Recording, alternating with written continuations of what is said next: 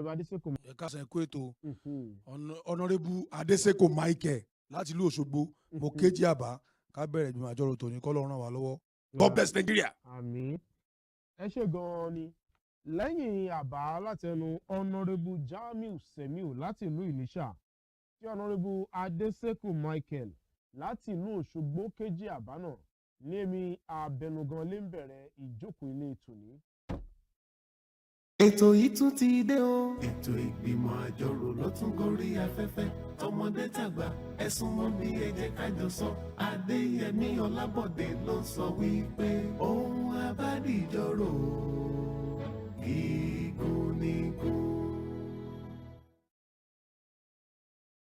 Òpin ọ̀sẹ̀ tó kọjá yìí ni àwọn fọ́nrán kan lu ìgboro orí ẹ̀rọ ayélujára pa. Èyí tó ṣe àfihàn ibi tí ọlọ́pàá kan ti ń rọ̀jò.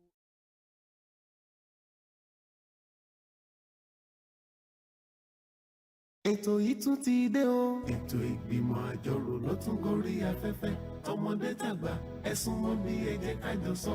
Adéyẹmí Ọlábọ̀dé ló sọ wípé ohun abádìjọ́rò gígùn nígùn.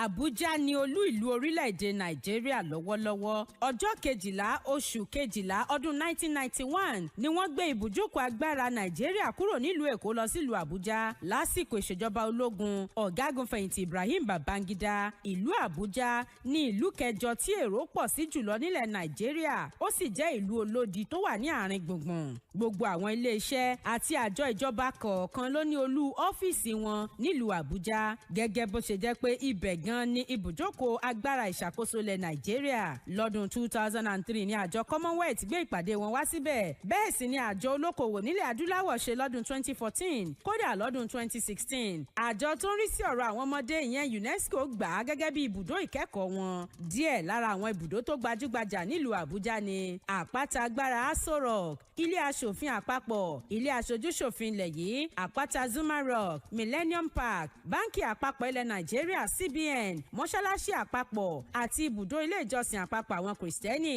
Ẹkùn ìdìbò 6 ló wà nílùú Àbújá: Abaji, Buhari, Gwagwalada, Kuje, Kwali àti Abuja Municipal. Kílìṣì tó jẹ́ ohun ìpanu tí wọ́n fi ẹran pèsè ló jẹ́ oúnjẹ tó wọ́pọ̀ tí gbogbo èèyàn sì nífẹ̀ẹ́ sí nílùú Àbújá. Ó jẹ́ ibùdó ìsinmi fún ọ̀pọ̀ àwọn arìnrìn-àjò láti ẹkùn kọ̀ọ̀kan nílẹ̀ Nàìjíríà nítorí pé àárín gbùngbùn ló wà. Ìlú Àbújá rèé o, ibùdó agbára ìṣàkóso ilẹ̀ Nàìjíríà, ògo ilẹ̀ adúláwọ̀.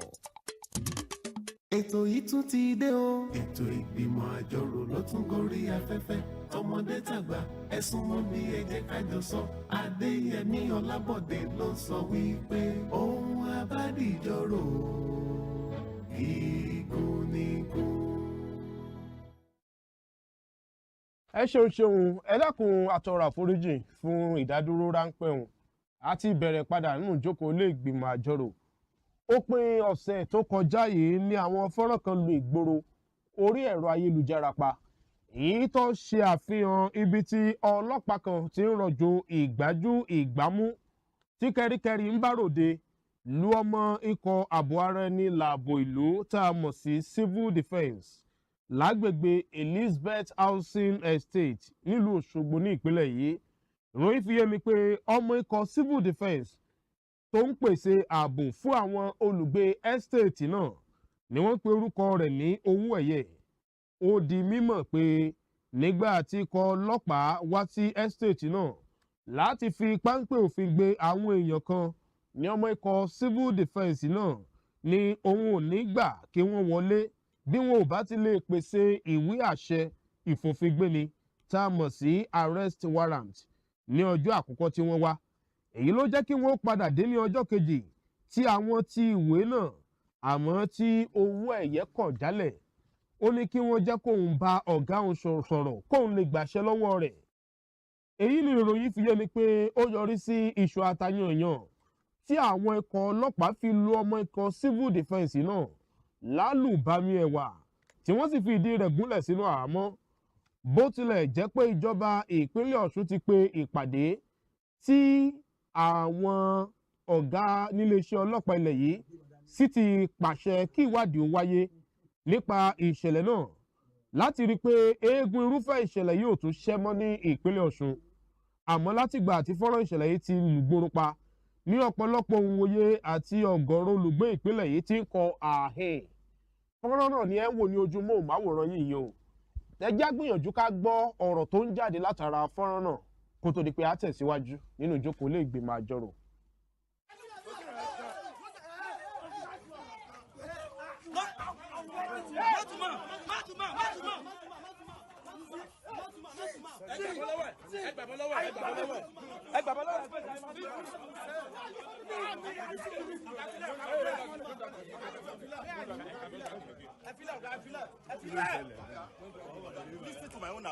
What happened to you? We are actually coming out from the estate. Okay. I was like, I'm a part of the residential here. So when I came around here at the entrance, I saw that they are harassing the NSCDC officer at the entrance. Okay. In our estate. I mean the security personnel that are mounted to our estate gate. So on getting there, I don't even know what is happening. I just saw the police van that blocked the entrance of the estate. So I told my boy to make a record because I was seeing them harassing the civil defense officer. They put handcuff on his hand. They wanted to drag him. But the estate management, they insisted of not picking him up. So after some minutes, they reinforced. They came in multiple. So that was when they are beating everybody in the estate. Let me see that the back of that your head, okay? See, that's the one there now. You are you a civil defense officer? No, sir. I'm my uncle, sir. Illegal duty. For what? Ever enjoy any? And don't try to make peace. Ever enjoy. DPO tó fún yín ní ọ̀dà yẹn ẹ máa tender issue yẹn court ẹ wá yìnbọn ẹ fẹ́ máa pa àwọn civilian ẹ.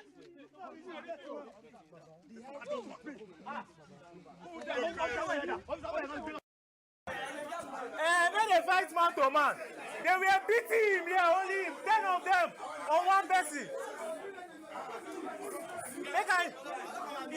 He go kill him. Guys, seriously, they were 10 of them were beating him. That man was, they handcuffed him, hold his leg.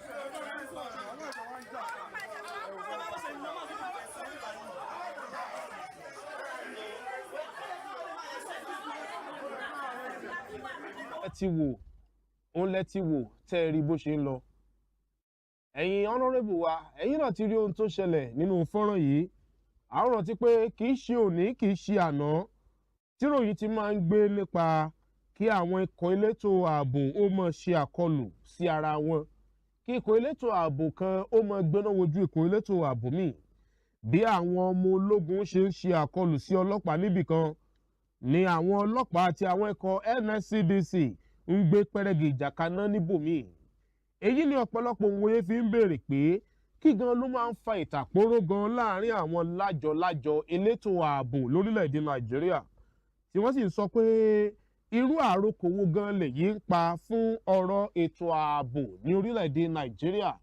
Wọ́n ń pé tí àwọn agbófinró bá fi lè dẹ́rù ilé ìwò mélòó gan ni àwọn tí wọ́n mọ̀ dáàbò bò. Nínú ìjókòó ilé ìgbìmọ̀ àjọrò àwọn ìbéèrè mẹ́ta tó ń tawọ́ tasẹ̀ rí o. Alákọ̀ọ́kọ́, kí ló máa ń fa ìtàpóró gan láàrin àwọn ikọ̀ elétò ààbò? Ṣé bí wọ́n ní ẹ̀fọ́ ilé ẹ̀fọ́ láwo ni? Àti pé ẹni mi ò ṣẹ́ ní èèyàn mi ò ṣe èèyàn kò ṣeé fi wé aláàárò lásánlàsàn. Ìbéèrè kejì, kí ló yẹ kí àwọn aláṣẹ àti àwọn adarí iléeṣẹ́ elétò ààbò gbogbo músà lógún kí eégún irúfẹ́ ìṣẹ̀lẹ̀ yóò mọ̀ padà ṣẹ́ mọ́ nípínlẹ̀ yìí àti ní orílẹ̀-èdè Nàìjíríà? Ṣé wọ́n ní ìtàkùn tó so agbe sójà òun ló so elégédé ọlọ́pàá tó so ti civil defence? Bákan náà ìbéèrè kẹta, irú àrokò wo ni èyí ń pa lórí ètò ààbò ilẹ̀ yìí àti pé irú ìjìyàwó lẹ́yìn rò pé ó yẹ kó tọ́ sí èyíkéyìí àwọn elétò ààbò tí ẹran irúfẹ́ ìtàpórógan yìí bá tún há mọ́ lẹ́yìn? Ọ̀rọ̀ rẹ o ẹ̀yin honorable wa nù jókòó ilé ìgbìmọ̀ àjọrò lónìí. Ẹ̀yin náà ti rí nǹkan tó ń lọ lọ́wọ́ lójú móhùnmáwòrán, ẹ ti rí nǹkan tó ń ṣẹlẹ̀ tó fa ìbéèrè mẹ́tẹ̀ẹ̀ta nù jókòó ilé ìgbìmọ̀ àjọrò lónìí. ẹ̀yin tẹ́ bá wà nílé àwọn ojú òpó tá a máa ń lò náà ni 09132599000 09132599000 tàbí 08164664844 08164664844. àwọn ìbéèrè mẹ́tẹ̀ẹ̀ta wọn ló ń fẹ́ ìdáhùn nínú ìjókòó ilé ìgbìmọ̀ àjọrò ẹ̀yin ọ̀nàrẹ́bù ọ̀rọ̀ rẹ o ọ̀nàrẹ́bù Adésèkò Michael ọ̀yà. mo kí Mr. Speaker o ògbólé lórúkọ Jésù àmọ́ra ànúgbà orúkọ mi ni ọ̀nàrẹ́bù Adésèkò Michael láti ìlú Òṣogbo mo fẹ́ farabalẹ̀ dá sí tò yẹn inú mi kọ tiẹ̀ kọ́kọ́ dùn sí fídíò tá a wò nísìn kò sí ìgbà tẹ́ sọ lórí rédíò ìjọ yẹn ó ṣọ́ọ̀kì mi gan lánàá yes ó wá ń yà mí lẹ́nu gbà tí Mr. Speaker ń sọ pé àwọn civil defence àtọlọ́pàá mo wá ń wò pé ní Nàìjíríà kan tá a jọ wà yìí paramilitary ni civil defence ọlọ́pàá àwọn sójà nìkan ni military but gbogbo wọn they are working under federal government ló sanwó wọn kò yẹ kí àwọn máa jowó ara wọn gọ́ọ̀mẹ̀ntì ló ń sanwó yín ẹ ní right àti máa jowó aya yín tí ẹ bá lọ ṣiṣẹ́ kan tẹ́ bá lọ ṣiṣẹ́ duty kan tẹ́ bá pàdé ọ́fíìsà ẹgbẹ́ yín ẹ tọrọ permission lọ́wọ́ ẹni yẹn pé báyìí ló wá civil defence pẹ̀lú nǹkan tá à ń wò yìí civil defence ń bèèrè lọ́wọ́ ọlọ́pàá pé search warrant wọn dà kí wọ́n tó wọnú Elizabeth Estate yẹn àwọn ọlọ́pàá yẹn ń gbo agbára wọn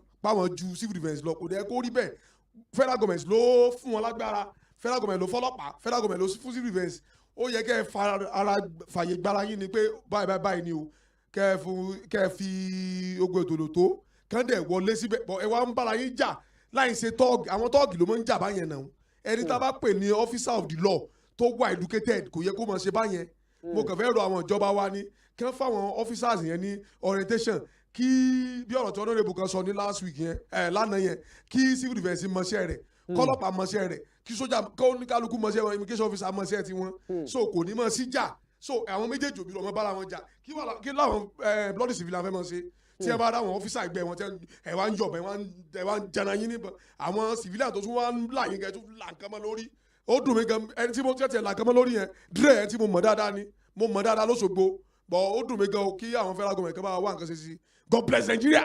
àmì ẹ ṣe gan ni o honourable ẹ̀yà ẹ máa fún gbogbo. orúkọ mi ni honourable Karim Wasiu kọ́mílẹ̀ fọ́tò láti ìlú Ẹdẹ mo kí abẹnuganlé mo sì kí akójànú mo kí akọ̀wélé mo kí ogun ọmọlé ilé ìgbìmọ̀ àjọrò tò níyìn kò ní jẹ́ àṣemọ́.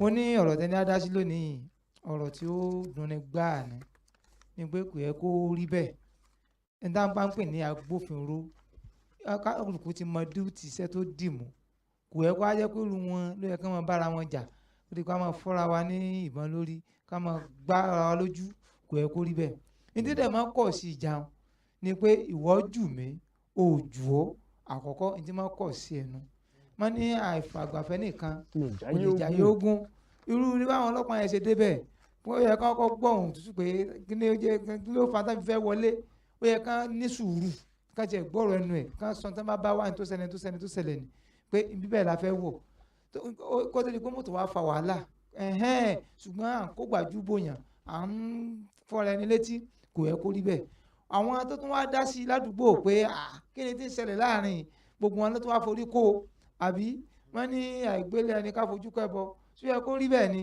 àwọn ìjọba wa náà láwà bẹ́ẹ̀ kán máa bá wọn ọ̀gá agbófinró sọ̀rọ̀ pé irú nǹkan bẹ́ẹ̀ kán má jẹ́ kó máa wáyé ni pé kálukú kó mọ dúùtì ara rẹ̀ gbogbo wọn federal government náà ṣiṣẹ́ fún Nàìjíríà kan náà gbogbo wa federal náà ní ìṣàwó wọn kò yẹ kó jẹ́ pé àwọn ara wọn táwọn aráàlú bá fi ń wò ojú kan aráàlú fẹ́ máa fi máa wò wọn àbí pé àwọn tá a gbẹ́kẹ̀lé pé àwọn aláàbò wa àwọn náà tí wọ́n ń bára wọn jà náà gbógun tira wọn sẹ́ẹ̀mọ̀ kò yẹ kó yí àwọn nǹkan bá wọn kó mọ rí bẹ́ẹ̀ àwọn ọ̀gá wọn ni kí àwọn ìjọba bá wá sọ̀rọ̀ kọ́ má jẹ́rú ẹ̀ máa ṣẹlẹ̀ pé ibi tí rẹ̀ bá ti ṣẹlẹ̀ bóyá rú àwọn ọlọ́pàá bẹ́ẹ̀ tàbí dípùtì fẹ́ ṣiṣẹ́ tó bá jẹ̀bi bóyá kán máa yọ́ ń sẹ́ni àbí ìtú ẹ̀ kán máa ṣẹ́nu irú tá bá ń ṣerú rẹ̀ kò ní sí pé ọlọ́pàá ń kọlu dípùtì fẹ́ àwọn ọlọ́pàá ń kọlu sọ́jà kò ní sí pé ọjù mi ò jù ọ́ kò ní máa ṣẹlẹ̀ bẹ́ẹ̀ a kí abẹnugan ilé ìgbàjọ ní tòun jẹ́ àṣemọ́ ẹ kú ètò.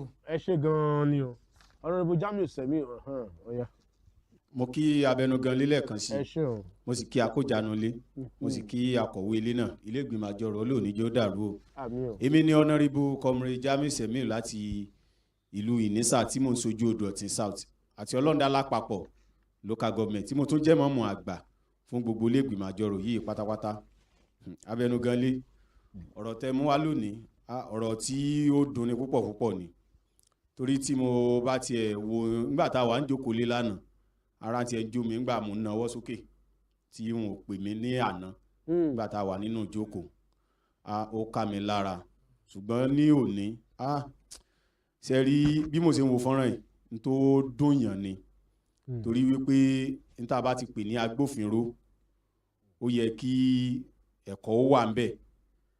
ẹlẹ́ẹ̀kejì ni wípé kálukú ló ní ẹ̀tọ́ rẹ̀ ní abẹ́ òfin tá a bá wo civil defence yẹn dáadáa èmi ò tí ì rò kó jẹ̀bi o ilé sọ wọn bá gbé lọ ilé ẹjọ́ o ṣùgbọ́n nínú ìjókòó létí mo wà ó níbi tí wọ́n fi sọ ó sì ní the way tí wọ́n protocol tí wọ́n lálẹ̀ fún even kálukú lọ̀gẹ́ ẹ̀ lẹ́nu sẹ́ẹ̀ torí wípé nígbà tí àwọn ọlọ́pàá yẹn fẹ́ wọbẹ̀ ó ń sọ fún wọn wípé permission tẹ́ gbà wá láti wá wo ibi tí wọ́n fòun sọ ó ń dà ó ní àwọn ọlọ́pàá yẹn ń wò wípé permission bíi bo ọ̀rá wọn mélòó gan gbogbo ara rẹ̀ ìjọ lẹ́yìn dénà ìtí wọ́n wò nìyẹn torí tá a bá wo civil defence ọ̀sán gan ni wọ́n dé ọlọ́pàá sì ti wà tipẹ́ tá a bá wá wò dáadáa civil defence yẹn ò tí ì jẹ̀bi ṣùgbọ́n mo ti ẹ̀ kọ́kọ́ dúpẹ́ lọ́dọ̀ Ọlọ́run pé ẹ̀mí ò sùn torí ẹni ó gbébọn lọ́hùn honourable mi kan sọ pé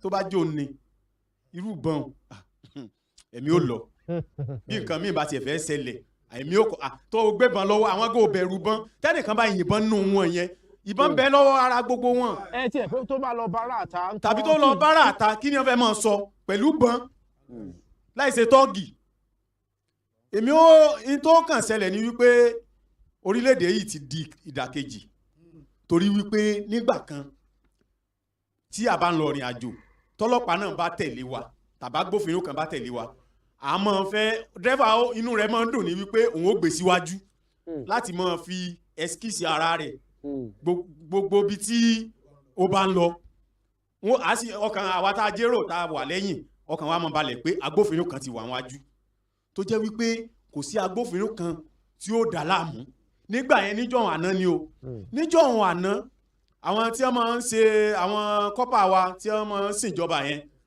àwọn dírẹ́fà náà mọ̀ tó fẹ́ máa gbé wọn síwájú nítorí wípé wọ́n mú wo pé ọmọ ìjọba náà lò náà ṣùgbọ́n ní ìsìn ẹmọ́jẹ̀ ìtàn kò rí bẹ́ẹ̀ mọ́ ní àná òde ní stadium bẹ́ẹ̀ yẹn lọ́lọ́pàá kan dá kọ́pà kan dúró pẹ̀lú lady bike ẹ̀ pẹ̀lú aṣọ tó wọ̀ lọ́rùn èmi náà wá ń kọjá mo wá ń wò kí ló ṣẹlẹ̀ kí ni ó happen mò ń dọ́gbọ́n teslo díẹ̀díẹ̀ lòun náà sọ wípé ṣé ẹ̀rọ ni ọlọ́pàá yẹn kò tiẹ̀ sí bí ẹ̀ wípé ọmọ ìjọba ni pẹ̀lú aṣọ tó fi ń sin ìrúùlù tí fi ń sin ìjọba tó wà lára rẹ̀ ó ń béèrè ìwé ó ń béèrè gbá ó ń béèrè àwo lọ́wọ́ ẹ̀ ó dá dúró síbẹ̀ kò sì yẹ kó rí bẹ́ẹ̀ torí wípé ó yẹ ká mọ̀ pọnra wa lé ṣùgbọ́n kò sí àpọ́nlé yẹn mọ́ ẹ̀yẹn wọlé ìta wò nísìnyí ní tí ò bójúmu ni ẹ̀wọ̀n à ń fọ́ra yín lórí ẹ̀ ń gbára yín ní pẹ̀lú uniform ǹjẹ́ bí irú èmi gan bá lọ aṣọ mọ́ fìfìsẹ́ sólúwarí ò ní sẹ́wọ̀n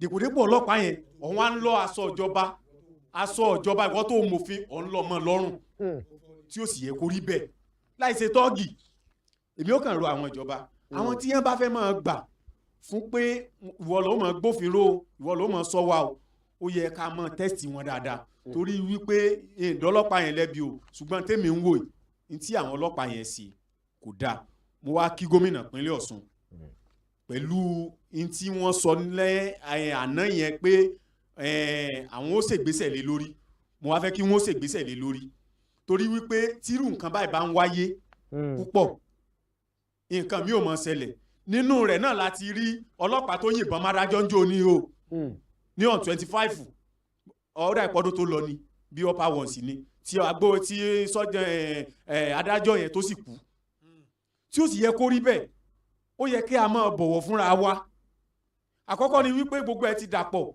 nígbà tí civil defence náà bá ti ń dúró lójú ọ̀nà láti mọ yẹ̀wé ọkọ̀ wò tí ó sì kàn ìgbà tí àwọn sọ́jà tàbí àwọn agbófinró mi tí wọ́n ń yẹ̀wé ọkọ̀ wò láìkàn àwọn ọmọ yẹ nǹkan míì kí kálukú ó mọṣẹ́ rẹ̀ níṣẹ́ iṣẹ́ wo ń tiẹ̀ kí wọ́n pín iṣẹ́ tí yellow fever ń ṣe rèé iṣẹ́ tí ọlọ́pàá ń ṣe rèé iṣẹ́ tí sars ń ṣe rèé sars kò tí àwọn sars kankan yẹn kò sí ẹ̀sìn tó kàn wọ́n mọ́ kálukú ló lẹ́tọ̀ọ́ ẹ̀ lábẹ́ òfin sars ó kẹ́ tàdédé gba fóònù lọ́wọ́ ẹ̀ jẹ́ wọn fóònù ọwọ́ ẹ̀ rẹ̀ tó lẹ́tọ̀ọ́ lábẹ́ òfin láti máa gba fóònù àwọn èèyàn ò lè rìn mọ́ gbogbo èèyàn ní ìní yahoo yahoo tó bá lè wọ aṣọ kan ní ìsìn wọ́n ti mọ iye aṣọ wọ́n ti mọ aṣọ tó wọ̀ pé aṣọ yìí wọ́ ti 35,000 wọ́n dọ̀ dúró ni kí Mr. Speaker mọ̀ wọ̀ sọ mọ́ kò sí yẹ kó rí bẹ́ẹ̀ ó yẹ kí ìlànà àti òfin kó wà ní àwọn agbófinró wa lọ́kọ̀ọ̀kan ìjèjì àti civil defence ni o àti yellow fever ni o àti yellow fever gan yellow fever yẹ̀wé ọkọ̀ wò yellow fever sì ré ìlànà wọn ni wípé kí wọ́n máa dàrẹ́tì mọ́tò kí n má mọ ibi tí mò ń lọ kí n lọ béèrè lọ́wọ́ yellow fever pé ẹ dákun ẹ tọ́ mi sọ́nà lójú tèmi ní o nínú ilé ìgbìmọ̀ àjọrò lónìí òfin kálukú wọn iṣẹ́ kálukú wọn tí wọ́n gbà wọ́n fún ọ̀tọ̀ọ̀tọ̀ ni kí wọ́n sì mọ̀ ilé ìgbìmọ̀ àjọrò olóòní jó dàrú o. àmín ẹ ṣé gan ni adúpẹ́ lọ́wọ́ yín ẹ̀yin tẹ́ bá ẹ̀ṣẹ̀ ń tan móhùnmáwòrán yẹn ṣeun tẹ́ ń wò pé kí ló ń lọ lọ́wọ́ ìjókòó ilé ìgbìmọ̀ àjọrò lẹ́ ń wò lórí ìkànnì Western Spring Television bá a ṣe ń ṣe lórí móhùnmáwòrán ìkànnì àádọ́wàá náà là ń ṣe lórí Star Times DTT là ń ṣe lórí ẹ̀rọ ayélujára ní orí www.Western Spring Television lórí YouTube ẹ darapọ̀ mọ́ wa ẹ má wàá gbàgbé ẹ lè bá wa ṣọ̀rẹ́ lórí àwọn ìtàkùn ayélujára wa ní orí Instagram ní orí X tàbí lórí Facebook ẹ wá Western Spring Television kẹ́ máa bá wa ṣọ̀rẹ́ bá bá lọ sí òdì kejì tá a bá dé ìjókòó ilé ìgbìmọ̀ àjọrò yóò tẹ̀síwájú à ń bọ̀. ètò yìí tún ti dé o. ètò ìgbìmọ̀ àjọrò ló tún gorí afẹ́fẹ́ tọmọdé tàgbà ẹ súnmọ́ bí ẹ jẹ́ ká jọ sọ Adéyẹmí Ọlábọ̀dé ló sọ wípé ohun abádìjọ́rò gígùn nígùn.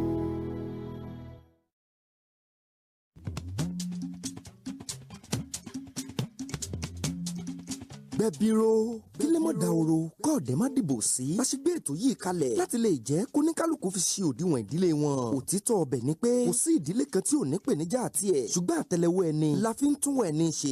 àti oníkálukú bá kọ sí ìpèníjà náà ìdílé yóò sọ bí ìdílé yóò ṣe rí. gbẹ̀bìrò ká finúkonú ká fikùnlukùn pẹ̀lú àwọn lọ́kọláya lọ́lọ́kan òjọ̀kan lórí ètò. níbẹ̀ lọ́mọ Afọlábí ó ti mọ tàkótó òbéèrè sí wọn. láláì fìkan pé méjì lórí ọ̀rọ̀ tó ń dá òwòwò sílẹ̀ nínú ìdílé. bẹ́ẹ̀ sì làwọn àlejò náà yóò mọ jẹ́ ká mọ ọ̀nà tí wọ́n ń gbé gbà sílé wọn ò fi dàrú tí fi ń tò. gbẹ̀bìrò ẹ máa pàdé Múyìwá Àfọlábí lórí ètò yìí ní gbogbo ọjọ́ àbámẹ́ta láago 8 òwúrọ̀ tí àtúntẹ̀rì ó sì tún máa wá láàrin ọ̀sẹ̀ ní ìkànnì móhùnmáwòrán Western Spring Television ìkànnì àádọ́wàá lórí Star Time. gbẹ̀bìrò tọ̀sẹ̀ yìí ó máa yàtọ̀ ní kò ní yàtọ̀ fọ́. Àbújá ni olú ìlú orílẹ̀-èdè Nàìjíríà lọ́wọ́lọ́wọ́.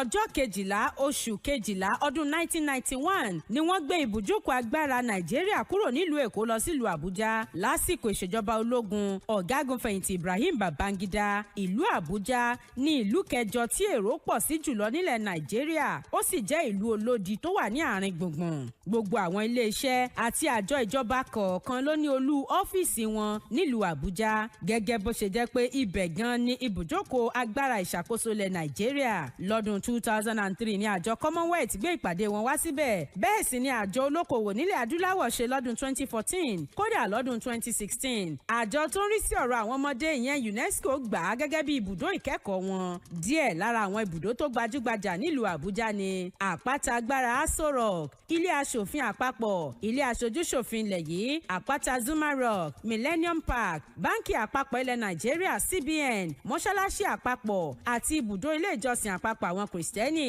ẹkùn ìdìbò 6 ló wà nílùú Àbújá: Abaji, Buhari, Gwagwalada, Kuje, Kwali àti Abuja Municipal. Kílìṣì tó jẹ́ ohun ìpanu tí wọ́n fi ẹran pèsè ló jẹ́ oúnjẹ tó wọ́pọ̀ tí gbogbo èèyàn sì nífẹ̀ẹ́ sí nílùú Àbújá. Ó jẹ́ ibùdó ìsinmi fún ọ̀pọ̀ àwọn arìnrìn-àjò láti ẹkùn kọ̀ọ̀kan nílẹ̀ Nàìjíríà nítorí pé àárín gbùngbùn ló wà. Ìlú Àbújá rèé o, ibùdó agbára ìṣàkóso ilẹ̀ Nàìjíríà, ògo ilẹ̀ adúláwọ̀.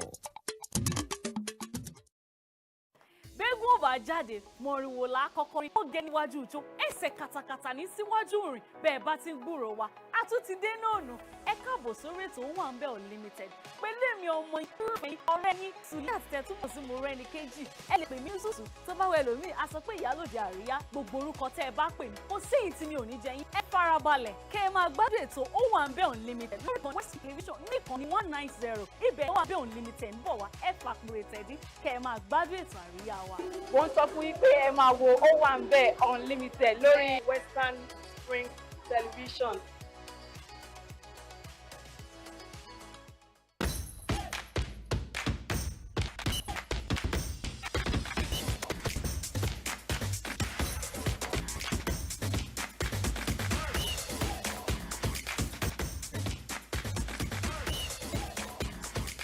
ètò yìí tún ti dé o. ètò ìgbìmọ̀ àjọrò ló tún gorí afẹ́fẹ́ tọmọdé tàgbà ẹ súnmọ́ bí ẹ jẹ́ ká jọ sọ. Adéyẹmí Ọlábọ̀dé ló sọ wípé ohun abádìjọ́rò ìgúnnigún. ẹ ṣeun àdúpẹ́ ẹ̀yin honorable wa tẹ̀síwá pẹ̀lú wa tẹ̀ ti gbé kúrò ní Western Spring Television táǹkọ̀ sí yín ní ìkànnì àádọ́wà channel 190 lórí Star Times DTT àti lórí ẹ̀rọ ayélujára torí YouTube bẹ́ẹ̀ bá ń tẹ Western Spring Television ẹ máa wò wá kétékété. ẹ̀yin tẹ́ ẹ̀ṣẹ̀ ń tan móhùnmáwòrán yín àbí ẹ̀yin tẹ́ ẹ̀ṣẹ̀ ń darapọ̀ mọ́ wa nínú ìjókòó ìgbìmọ̀ àjọ òpin ọ̀sẹ̀ tó kọjá yìí ní àwọn fọ́nrán kan lu ìgboro orí ẹ̀rọ ayélujára eléyìí tó ṣe akébi tí ọlọ́pàá ti ń rọ̀jò ìgbájú ìgbàmú tí kẹ́ríkẹ́rí ìbáròde lu ọmọ ikọ̀ ààbò ara ẹni làbò ìlú tá a mọ̀ sí civil defence kan lágbègbè Elizabeth Housing Estate Òṣogbo ìpínlẹ̀ Ọ̀ṣun. ìròyìn fi yé mi pé ọmọ ikọ̀ civil defence yìí ló ń pèsè ààbò fún àwọn olùgbé estate náà tí wọ́n pe orúkọ rẹ̀ ní owó ẹ̀yẹ. ó di mímọ̀ pé nígbà tí ikọ̀ ọlọ́pàá wá sí estate náà láti fi páńpẹ́ òfin gbé àwọn èèyàn kan ní ọmọ ikọ̀ civil defence náà ni òun ò ní gbà kí wọ́n wọlé bí wọ́n bá lè pèsè ìwé àṣẹ ìfòfingbéni tá a mọ̀ sí arrest warrant ní ọjọ́ àkọ́kọ́ tí wọ́n wá. èyí ló jẹ́ kí wọ́n padà dé ní ọjọ́ kejì táwọn ti ìwé náà àmọ́ tí ọmọ ikọ̀ civil defence yìí ni ó dìgbà tóun bá gba ìyọ̀ǹda lọ́wọ́ ọ̀gá òun. èyí ni wọ́n fi yé mi pé ó yọrí sí iṣu àtàyànyàn tí àwọn ikọ̀ ọlọ́pàá lu ọmọ ikọ̀ civil defence náà lálùbami ẹ̀wà bí wọ́n sì fìdí rẹ̀ gúnlẹ̀ sí àhámọ́. bó tilẹ̀ jẹ́ pé ìjọba ìpínlẹ̀ Ọ̀ṣun àti àwọn tí ọ̀rọ̀ kàn ti pé ìpàdé àwọn elétò ààbò tí ọ̀gá ọlọ́pàá ilẹ̀ yìí náà sì ti pàṣẹ kí ìwádìí ó wáyé láti lè rí i pé eégún irúfẹ́ ìṣẹ̀lẹ̀ yìí ò tún ṣẹ́ mọ́ ní ìpínlẹ̀ yìí àti ní orílẹ̀-èdè Nàìjíríà. àmọ́ látìgbà tí fọ́nrán ìṣẹ̀lẹ̀ yìí ti lu ìgboro pa ní ọ̀pọ̀lọpọ̀ òǹwòye àti ọ̀gọ̀rọ̀ olùgbé ìpínlẹ̀ yìí ti ń kọ ààhin lórí ọ̀rọ̀ náà. ẹ tún jẹ́ á gbọ́ díẹ̀ nínú ohun àwọn tó ń sọ̀rọ̀ nínú fọ́nrán yìí. bá a bá gbọ́ díẹ̀ á wá dáhùn àwọn ìbéèrè iwájú wa nínú ìjókòó ilé ìgbìmọ̀ àjọrò ó yẹ jẹ́ á gbọ́.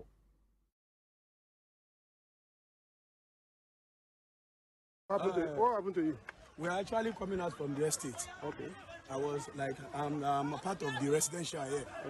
So when I came around here at the entrance, I saw that they are harassing the NSCDC officer at the entrance. Okay. In our estate. I mean the security personnel that are mounted to our estate gate.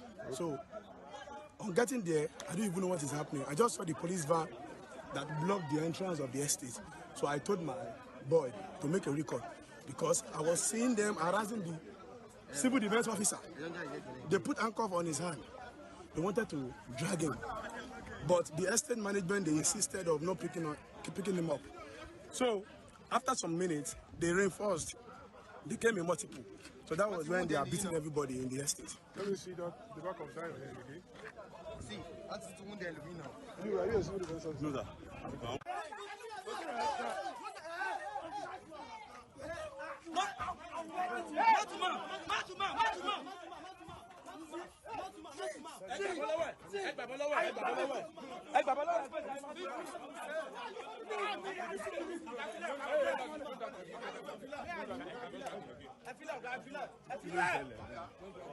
Listen to my own advice.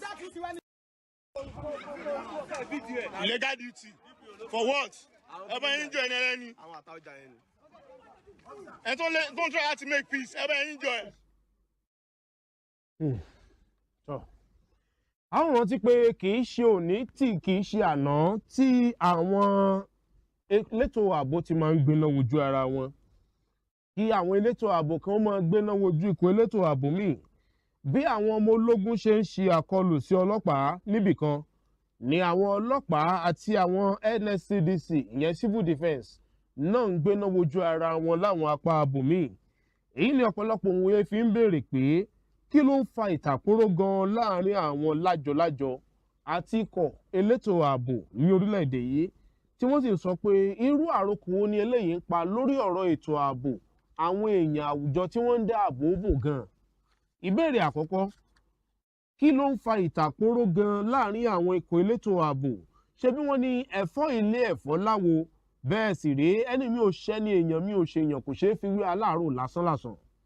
Ìbéèrè kejì, kí ló yẹ kí àwọn aláṣẹ àti àwọn adarí iléeṣẹ́ elétò ààbò gbogbo ó mú sáà lóògùn kí eégún irúfẹ́ ìṣẹ̀lẹ̀ yìí ó mọ̀ bá a padà ṣẹ́ ní ìpínlẹ̀ yìí àti ní orílẹ̀-èdè Nàìjíríà? Ṣé wọ́n ní ìtàkùn tó so àgbẹ̀ ọlọ́pàá òun náà ló so elégédé sójà so elégédé ikọ̀ civil defence àti àwọn elétò ààbò míì? Ìbéèrè kẹta, irú àròkò wo ni eléyìí ń pa lórí ọ̀rọ̀ ètò ààbò àwọn aráàlú àti pé ìjìyàwó gan ló yẹ kó tọ́ sí èyíkéyìí àwọn elétò ààbò tí ẹran irúfẹ́ ìwà yìí bá há mọ́ lẹ́yìn láwùjọ wa? Ọ̀rọ̀ rẹ̀ o ẹ̀yin ọ̀nàrẹ́bù wa nù jókòó lé ìgbìmọ̀ àjọrò ọ̀rọ̀ sunukun ojú sunukun la fi wò ó àwọn ojú òpó tá ń lò náà la ṣe ń lò.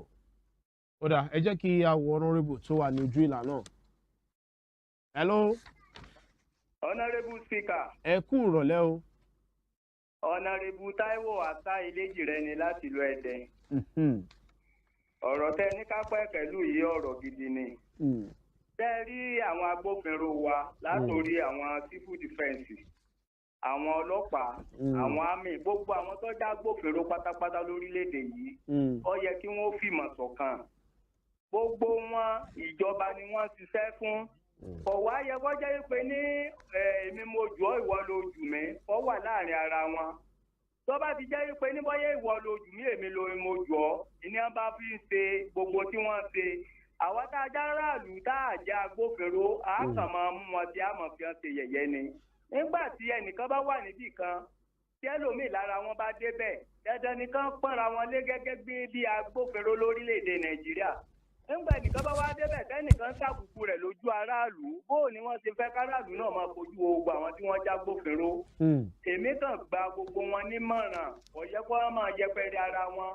Ẹni tó yẹ kéèyàn wá àwòkọ́ṣe látara wọn ni làwọn agbófinró. Èèwọ̀ yẹ wípé ní bóyá ẹni tó bá ti lè wòran àwòjù, òun náà ó tún dáràn lẹ̀. Kò yẹ kó lè rí bẹ́ẹ̀. Èmi kàn rọ̀ wọ́n kí wọ́n jọ wọn fọwọ́sowọ́pọ̀ tí wọ́n bá fi ṣẹ́ka kan tọ́jà gbófinró tágbófinró míì bá débẹ̀ tí wọ́n bá ti jọ sọ̀rọ̀ tí wọ́n lo ológun ara wọn tí wọ́n sì gbà fúnra wọn. Ẹ kó ètò Western State Television níbàjẹ́ iléeṣẹ́ réèfò níbàjẹ́. Àmì ẹ ṣé gan-an ni a dúpẹ́ lọ́wọ́ yín Honourable Taiwo Hassan Iléjìrẹ́ láti ìlú Ẹdẹ. Ẹ̀yin yòókù tẹ wà nulẹ̀ tẹ́yìn náà fẹ́ dá sí ọ̀rọ̀ tí àwọn ń gbé yẹ̀wò lónìí. Àwọn ojú òpó tẹ́lẹ̀ máa lò ní ẹ jẹ́ kí àwọn honourable mi ẹ̀yà o. Hello. Ẹ kú dédé àsìkò yìí o. Hello, mo fún iṣẹ́ o. Àmì o. Màá yàn níjọba iléeṣẹ́ oníbàjẹ́ o. Àmì o. Mo kí àwọn èèyàn mi níbi máa jọ o. Àwọn náà ń gbọ́ wọ́n lẹ̀ ń dá yín lóhùn. Yes sir. Èmi ni Honourable Adékúnlé Aríkéwúyọ̀ láti àwọn ẹ̀sìn nílùú Òṣogbo. Ọ̀rọ̀ tẹ ní ká fojú wò lé mi. Ọ̀rọ̀ sunukun ni ìbádẹ́ ní ọ̀rọ̀ sunukun ojú sunukun la fi wò. Because sẹ́rí tọmọ ẹni bá ṣe tí ò dáa ó ṣe là á mọ́ wí. Because irú wà tí àwọn ọlọ́pàá yẹn wò wà tí ò dáa ni. Torí pé ní orí ẹyẹ kan ríra wọn bí nǹkan kan náà ni. Ojú tí àwọn ọlọ́pàá fi wo iṣẹ́ yẹn tán fi wò àtọ́wò yẹn pé ní àwọn ti wà àti pé àwọn dẹ̀ ju àwọn ará bí lọ ilé civil defence yẹn tó ṣe kó rí bẹ́ẹ̀ ìbádẹ́ dábàá ta ara lọ́pọ̀ ni àlè ìrà bó bá dọ̀ wọ́n mọ́.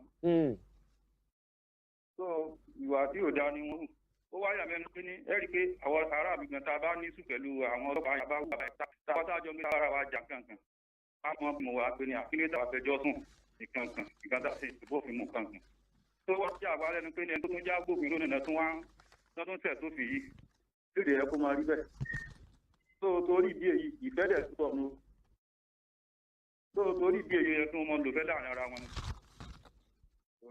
ọlọ́mọ fún ìṣe ilé táyì níbàjẹ́ o. ẹ ṣé gan ni o adúpẹ́ fún èrò tí àwọn náà dá yín lò àmì ẹ ṣé gan ni o ẹ ṣeun Honorable Adékúnlé Aríkéúyọ̀ orí ẹ̀rọ ayélujára tẹ́ bá ń wò wá ẹ̀yin náà lè dá sí nǹkan tá à ń gbé yẹ̀wò tó bá jórí móhùnmáwòrán lẹ tí ń wò wá ojú òpó tá à ń lò tó wọnú kulu ìjókòó ilé ìgbìmọ̀ àjọrò 09132599000 tàbí 08164664844 08164664844 nínú ìjókòó ilé ìgbìmọ̀ àjọrò ẹ̀yin honourable wa ó yá Honorable Usman. mo kí abẹnuganlé mo kí akójànú mo dẹ̀ kí akọ̀wélé mo dẹ̀ kí àwọn honourable tó wà ní inú ilé ìgbìmọ̀ àjọrò tòní àti àwọn tó wà nílé tọ́jọ́ honourable tí wọ́n ń wò wá. orúkọ tèmi ni Honourable Usman Akorede Adélù tí mò ń ṣojú agbègbè Àgùnbẹ́lẹ́wò. ṣe rí tí ìbọ̀wọ̀ fúnra ẹni tó bá ti sọnù kò sí àwọn kan tí ò ní máa tẹ̀yìn ẹ̀ jáde. àwọn bàbá wa tí wọ́n jẹ́ ọ̀jọ̀gbọ́n wọ́n dẹ̀ sọ wípé ibi tí ẹ̀ka ti bá ọgbọ́n tá a bá bá ìwà òmùgọ̀ bẹ́ẹ̀ á máa dùn ni. wọ́n dẹ̀ sọ pé ìlú tí ò bá ti sí òfin kò sí ẹ̀ṣẹ̀. tá a bá wá ní ìlú tí òfin wà ìyẹn ni pé tí ẹ̀ṣẹ̀ dẹ̀ ti wà tí ẹni tá a tún wá yàn gẹ́gẹ́ bí agbófinró bá wá tàpá sírò òfin yẹn ẹjọ́ bá yẹ ká ṣe fíìl. báwo ló yẹ kó ṣe rí lára wa. mo fọwọ́ àtọmọdé yín lẹ́nu honourable wa honourable kan náwó sókè nulẹ̀ ẹ jẹ́ ká gba ìpè wọn kẹ́tù tẹ̀ wájú. hello. ẹ káàsán o. ẹ káàsán. Honourable Lawal S.A. láti ìlú Ẹ̀dẹ̀ ló ń sọ̀rọ̀ ló ń dá títò. à ń gbọ́ yín. ẹ máa bọ́rọ̀ yín lọ ẹ máa bọ́rọ̀ yín lọ. mo kí olóòtú àti abẹnugan. Ọlọ́run ó lẹ̀kùn làákàyè yín. àmín. ẹ máa à ń gbọ́ yín ó yá. ṣẹ́ẹ̀ṣì wà ń bẹ̀ honourable wa.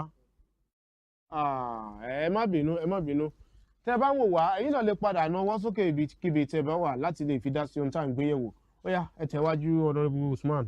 gẹ́gẹ́ bí mo ṣe ń sọ lọ nígbà tí a bá sọ pé òfin rèé ìlànà rèé tá a wá ní kí àwọn kan máa jẹ́gẹ́ bí olùṣọ́ olùdáàbòbò òfin yẹn tó wá jẹ́ pé àwọn yẹn gan ni wọ́n wá ń rò òfin yẹn báwo ló ṣe jẹ́ kó ṣe rí lára àwọn àlù. tí ìjà bá ṣẹlẹ̀ láàrin àwọn aráàlú honourable kan sọ lẹ́ẹ̀kan pé tíjà bá ṣẹlẹ̀ láàrin àwọn aráàlú tó bá dọ́dọ̀ àwọn tá à ń sọ yìí wọ́n á ní àkílódé tẹ̀ wá fẹjọ́ sùn. ẹ jọ̀ọ́ ẹni tó ń sọ pé kílódé tẹ̀ wá fẹjọ́ sùn tá a wá ń ba tó wá ń wúrú wà yẹn kódà kó tó ẹ̀ tún ṣe ju míì gan lọ. táwa la fẹjọ́ rẹ̀ táwa gan la máa fẹjọ́ ẹ̀ sùn.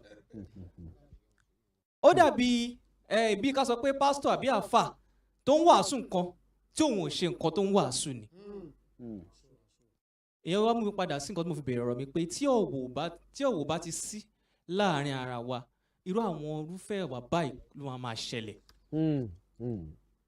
ọ̀pọ̀lọpọ̀ àwọn honourable ti sọ̀rọ̀ ìlàkàyè wọn dẹ̀ ní dọ́bà.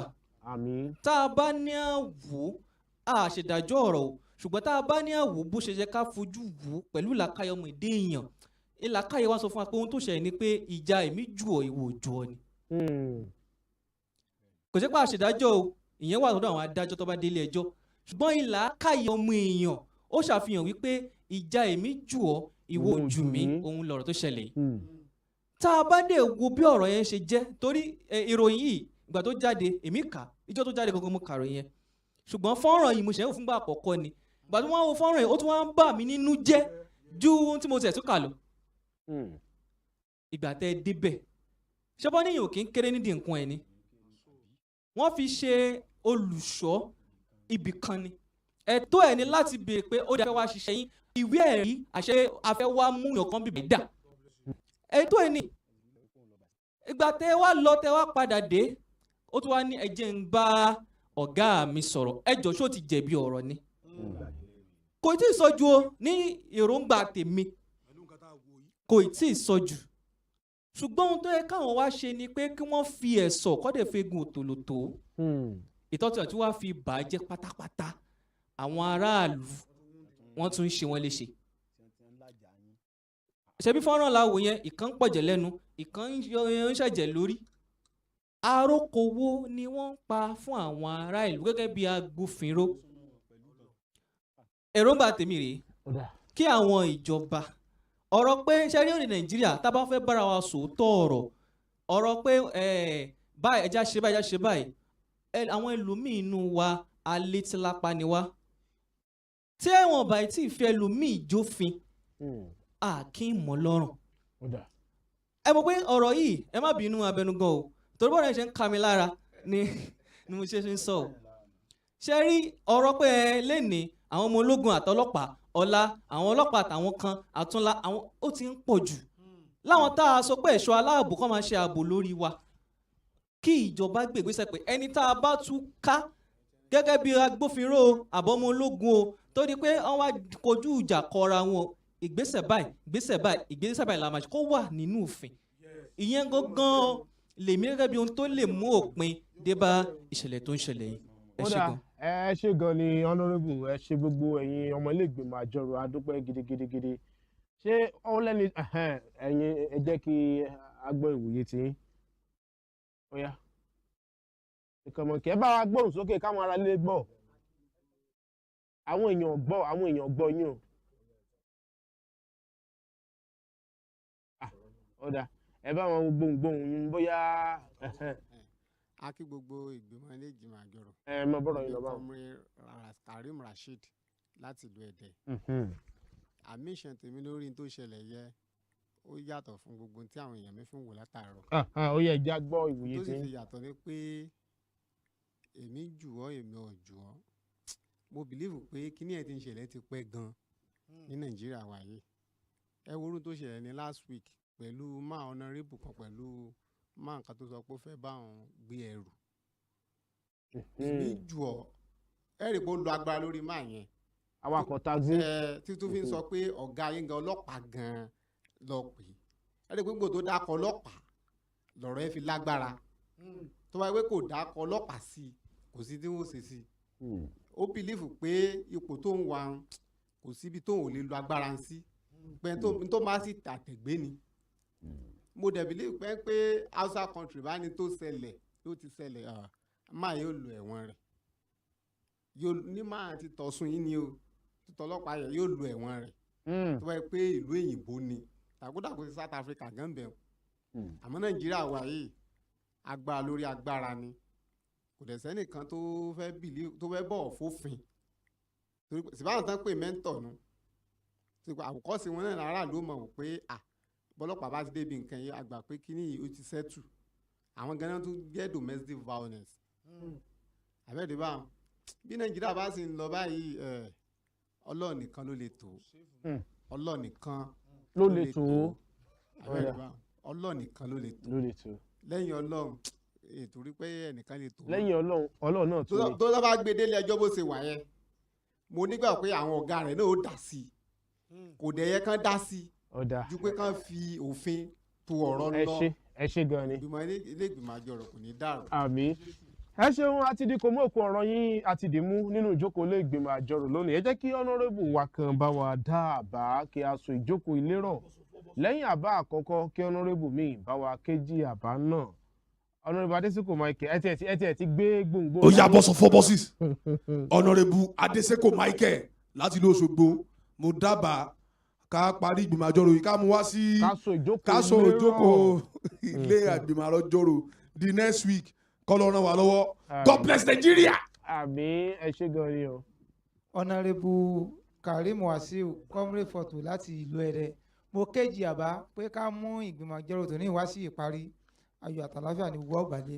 àmì ẹ ṣeun gbogbo ẹ̀yin honorable wa adúpẹ́ gidigidi ní ọwọ́ yín ẹ̀yin tẹ́ fi àsìkò ńlẹ̀ tẹ́ darapọ̀ mọ́ wa lórí móhùnmáwòrán tàbí ẹ̀yin tẹ́ darapọ̀ mọ́ wa lórí ẹ̀rọ ayélujára ẹ ṣé púpọ̀ mo mọ rírì àwọn amójú ẹ̀rọ mi àwọn ọlọ́wọ́ idán àwọn tájọṣe àwọn ayàwòrán ẹ ṣé púpọ̀ ọpẹ́ mi pàtàkì lọ sí ọ̀dọ̀ olóòtú ìjókòó ilé ìgbìmọ̀ àjọrò yìí olóòtú àgbà Fẹ́mi Adéfìlà èmi tí mo jẹ abẹnugan fún ìjókòó ilé náà ní Right Honourable Adéyẹmí Ọlábọ̀dé lẹ́yìn àbá látẹnu Honourable Adésèkò Michael tàrí wọn lónìí alérùpá àtúrí wọn lọ́sẹ̀ tó ń bọ̀ Honourable Adésèkò Michael chinchin látòṣogbo tí Honourable Karim Wasiu Comrade Photo láti Ẹdẹ náà kejì àbá náà ni mo ń so ìjókòó ilé rọ̀ títí di ọjọ́ Ẹtì ọ̀sẹ̀ tó ń bọ̀. ètò yìí tún ti dé o. ètò ìgbìmọ̀ àjọrò ló tún gorí afẹ́fẹ́ tọmọdé tàgbà ẹ súnmọ́ mi ẹ jẹ́ ká jọ sọ. Adéyẹmí Ọlábọ̀dé ló sọ wípé ohun abádìjọ́rò gígùn nígùn.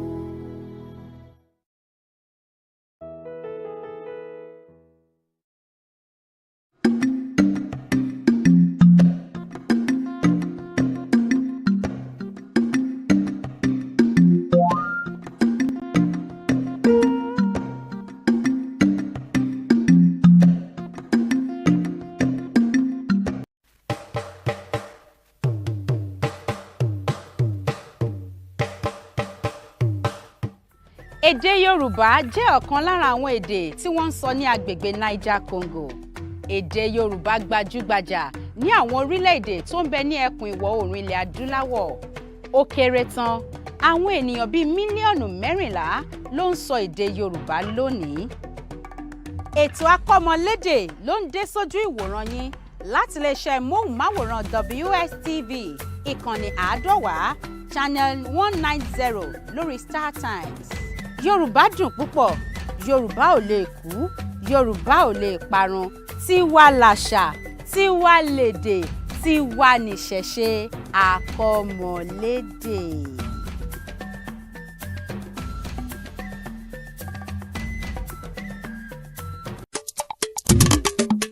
Àbújá ni olú ìlú orílẹ̀-èdè Nàìjíríà lọ́wọ́lọ́wọ́.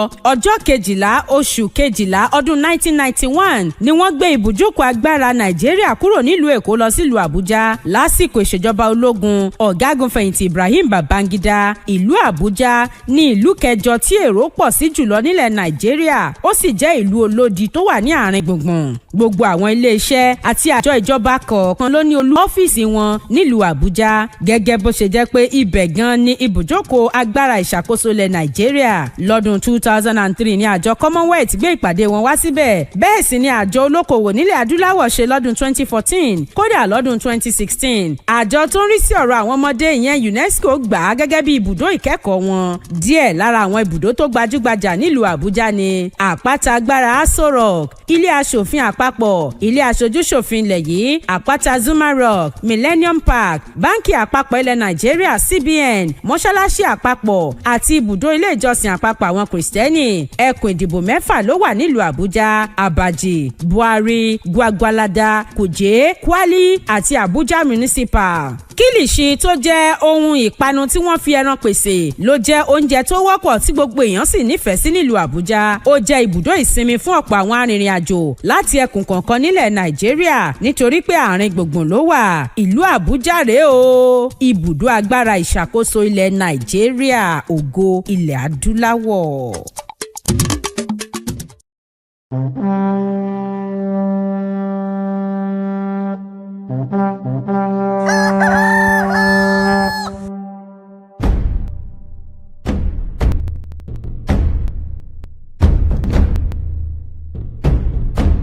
Atótó arére.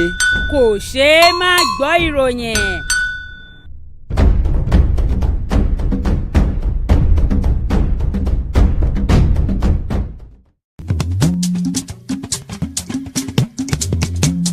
Gbẹ̀lò mọ́ dahoro káòdẹ̀ má dìbò sí. láti gbé ètò yìí kalẹ̀ láti lè jẹ́ kóníkálukú fi ṣe òdiwọ̀n ìdílé wọn. òtítọ́ ọbẹ̀ ni pé kò sí ìdílé kan tí ò ní ìpèníjà àti ẹ̀. ṣùgbọ́n àtẹ́lẹwọ́ ẹni la fi ń tún ẹni ṣe. àti oníkálukú bá kọ sí ìpèníjà náà ìdílé yóò sọ bí ìdílé yóò ṣe rí.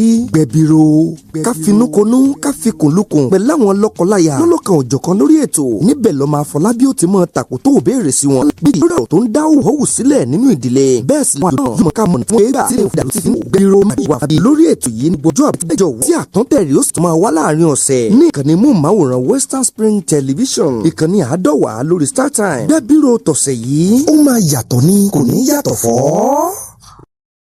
gbẹ́gun ò bá jáde mọ̀rìnwó la kọ́kọ́ rí ọwọ́ gẹ́gẹ́ ní síwájú ìjó ẹsẹ̀ katakata ní síwájú rìn bẹ́ẹ̀ bá ti ń gbúrò wa a tún ti dé náà nù ẹ káàbọ̀ sórí ètò Owambe Unlimited pẹ̀lú èmi ọmọ yín olólùfẹ́ yín ọ̀rẹ́ yín Suliat Ẹ̀túnfúnrẹ́ ní kejì ẹ lè pè mí ní sus tó bá wẹ̀ mí a sọ pé ìyálòdì àríyá gbogbo orúkọ tẹ́ ẹ bá pè mí kó sì jẹ́ yín kí a gbọ́dọ̀ ètò Owambe Unlimited lórí ìkànnì Western Spring Television ní ìkànnì 90 ibẹ̀ náà ní Unlimited kẹ́ ẹ máa gbádùn ètò àríyá wa.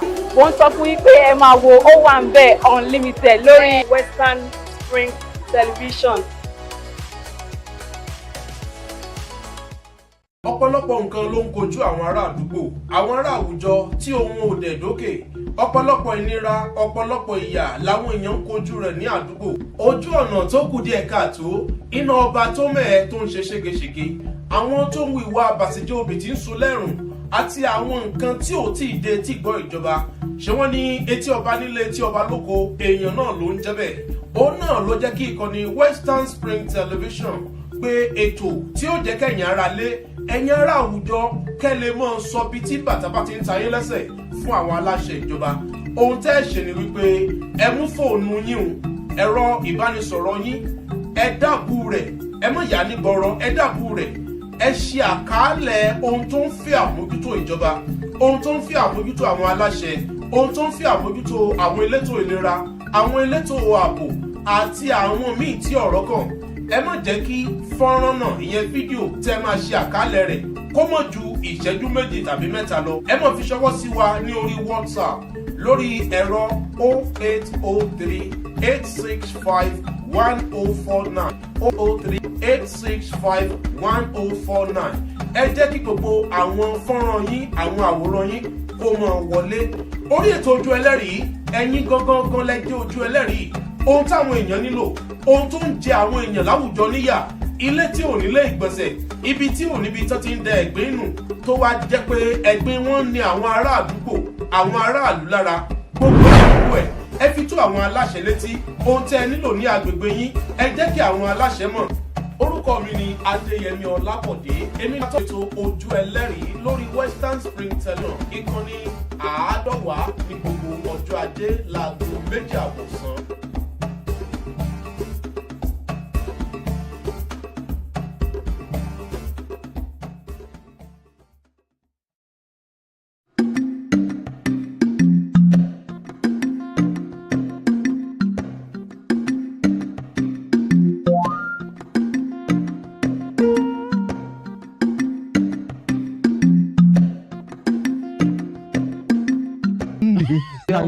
tí ọmọ jò dáná. èyí sì ṣe ìròyìn ẹlẹ́jẹ̀ o. ọ̀nà Sakios kílẹ̀ wíṣà. kókó bí mú lẹ́yìn ló sà. ẹ wọ́n fi mí léèrè. torí tẹ́ fi mọ́.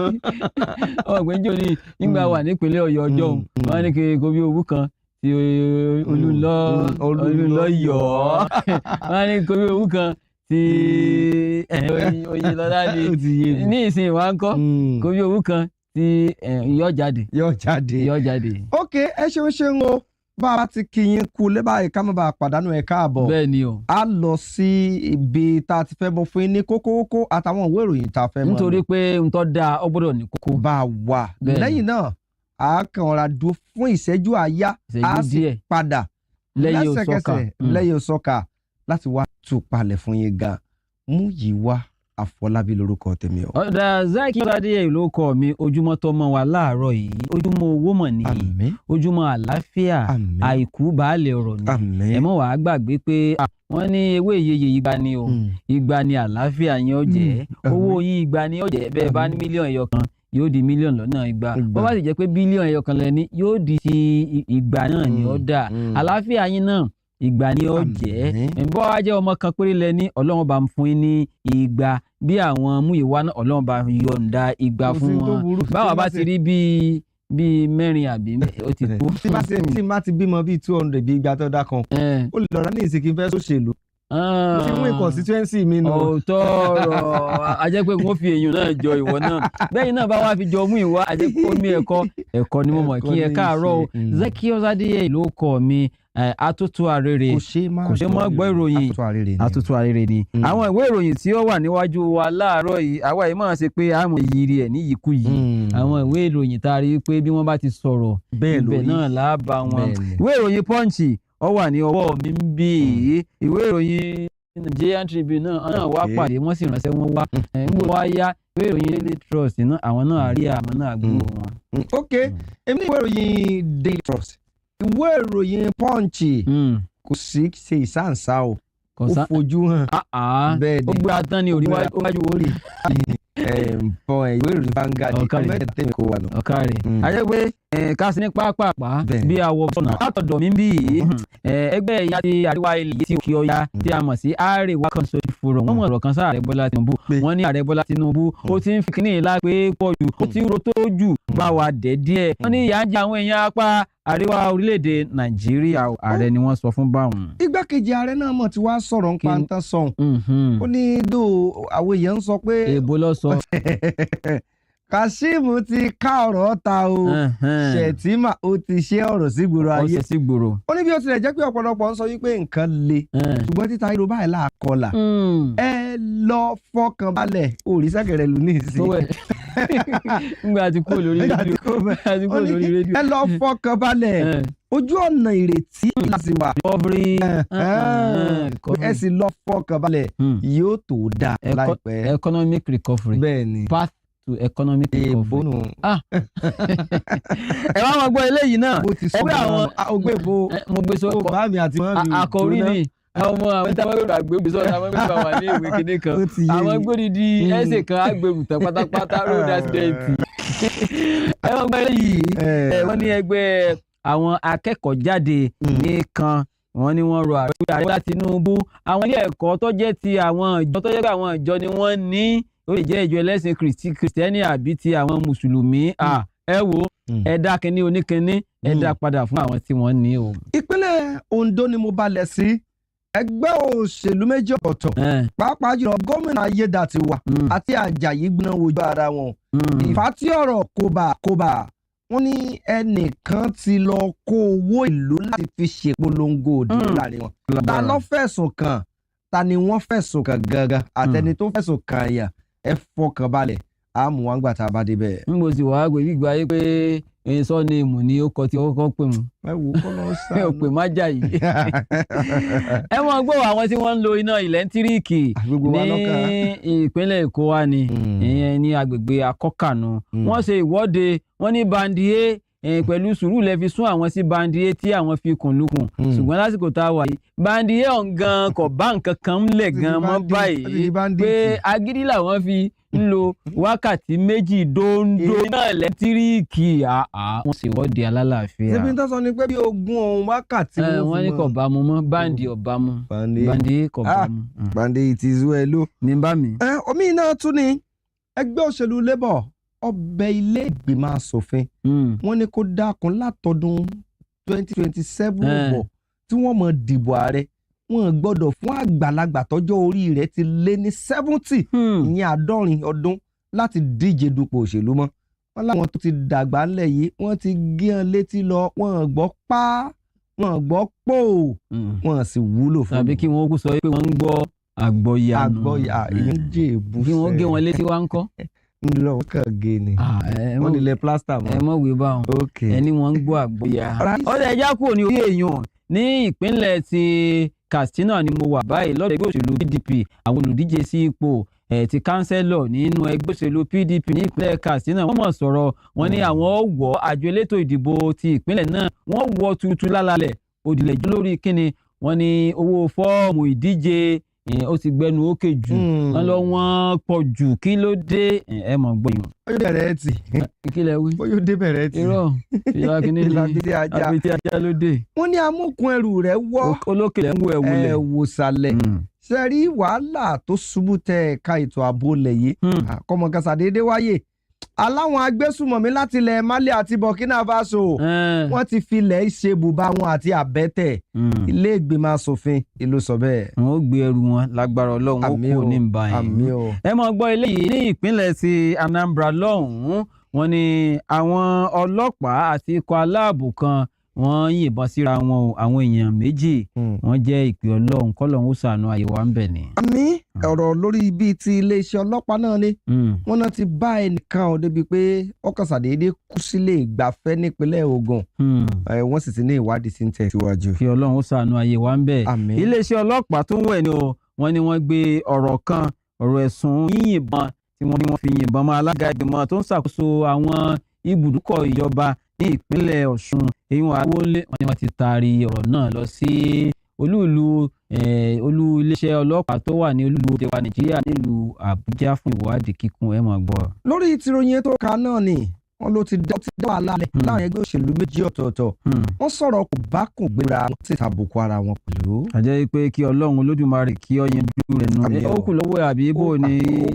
owó wọn bá ń táwọn kò bá gbé náà bó jẹ́ lè pọ̀ ìtinú bá sì àwọn ìjẹ́ lékè ìbòyó. bẹ́ẹ̀ ni ẹ wá máa gbọ́ eléyìí ní ìpínlẹ̀ Kogi ni o wọ́n ní ọ̀dà kọmíṣánná fún ètò ẹ̀kọ́ ó ti fi gbé ta ó ní àjọ ní ìdánwò ìwé mẹ́wàá ní orílẹ̀-èdè wa ń bí iná wọ́n ní wọ́n mọ̀ sí gégi mọ́ àwọn ilé ẹ̀kọ́ girama bíi 13 lẹ́yìn lórí kíni wọ́n ní wọ́n ṣe mọ̀ kàrúurù nínú ìdánwò láìsí àṣírù kílẹ̀ wí láìsí àṣírù orú méjèèjì sárù kọ́lọ́wọ́ yọ wá ń bẹ̀. àmì o èyí náà ni àwọn kókó tó wà nínú ìròyìn tá a pè ní atótó àrèrè. kò ṣe é má gbọ́ ìròyìn mà ní. ẹja farabalẹ̀ ẹja fi àpèrè tẹ̀dé à ń padà bọ̀ ní kí tá a bá ti dé láìpẹ́ jọjọ àmọ̀ tẹ̀síwájú.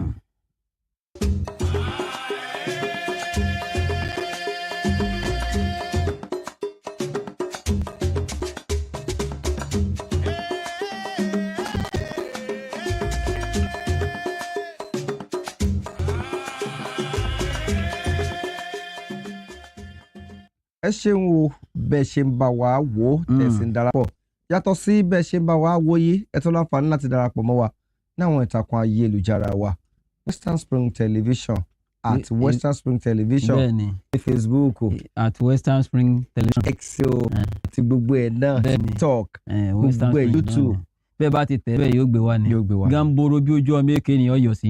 kò ní yọ bí ojú bàbá olóye.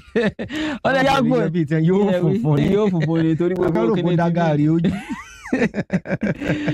ọ̀dà kí yín kú kalẹ̀ ká mú ìròyìn tí ó kàn wá ìwé ìròyìn The Punch ni mo gbá mú láàárọ̀ yìí àní gba iná mú láṣẹ Ọlọ́run Olódùmarè ẹ wá máa gbọ́n tí wọ́n kọ síbẹ̀ ẹgbẹ́ kan àjọ kan tó jẹ́ àjọ tí àwọn èèyàn apá òkè ọya apá òkè àríwá orílẹ̀-èdè wa Nàìjíríà wọ́n ti sọ di mímọ̀ àwọn àríwá nù the Àríwá Consultative Forum wọ́n ní ìlànà ìṣèjọba èyí tí ààrẹ orílẹ̀-èdè wa Nàìjíríà Bọ́lá Tinubu tó ń ṣàmúlò rẹ̀ lásìkò tá a wà yìí wọ́n ní ó burú jọjọ nídìí kékeré ó mú kí ara ó mọ̀ ní àwọn aráàlú bẹ́ẹ̀ bá wá wò ó wọ́n ní láti ìgbà tí ààrẹ Bọ́lá Tinubu tó ti wà ní orí àlééfà nǹkan ò fararọ ní Nàìjíríà ní pàtàkì jùlọ ní orílẹ̀-èdè Nàìjíríà apá orílẹ̀ ìlà òkè ọya lọ́hùn àríwá ilẹ̀ Nàìjíríà lẹ́ka ti ètò ọrọ̀ ajé wọn ni kì í ṣe ètò ọrọ̀ ajé nìkan o béèyàn bá ní ètò ọrọ̀ ajé ìlànà rẹ̀ ó ní ṣe pẹ̀lú pé bí àpò èèyàn ṣe ń wú sí tí owó ń jáde ńbẹ̀ téèyàn rí ọwọ́ tìbọ̀ inú àpò tó sì ń fa owó yọ tó fi ń ra nǹkan yàtọ̀ sí pé kásámọ̀ fa pípa ẹ̀pà yọ nígbà gbogbo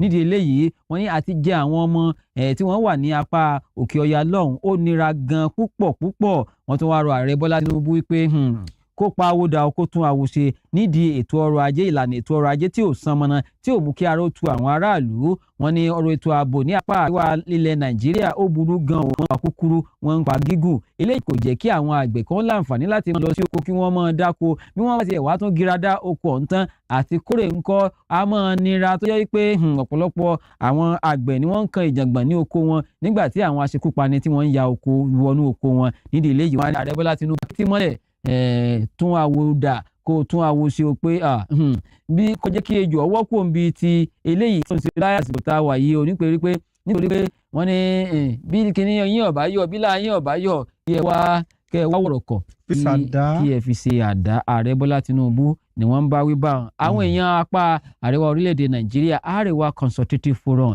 ìwé ìròyìn The Punch lẹ́ẹ̀ láǹfààní láti ka eléyìí bẹ́ẹ̀ bá tún fẹ́ wò síwájú sí i. nínú ìwé ìròyìn Daily Trust ó ń ṣe ọ̀rọ̀ láti fi gbé ètò ọ̀ka láti fi gbé ní díọ̀. ó káre o. orílẹ̀-èdè Nàìjíríà ti wà lójú ọ̀nà àṣeyọrí ojú ọ̀nà láti yege àtòjú ọ̀nà láti jàjàbọ́ kúrò nínú ètò ọrọ̀ ajé tó bà lókun tára òrokùn tí ò fira díẹ̀.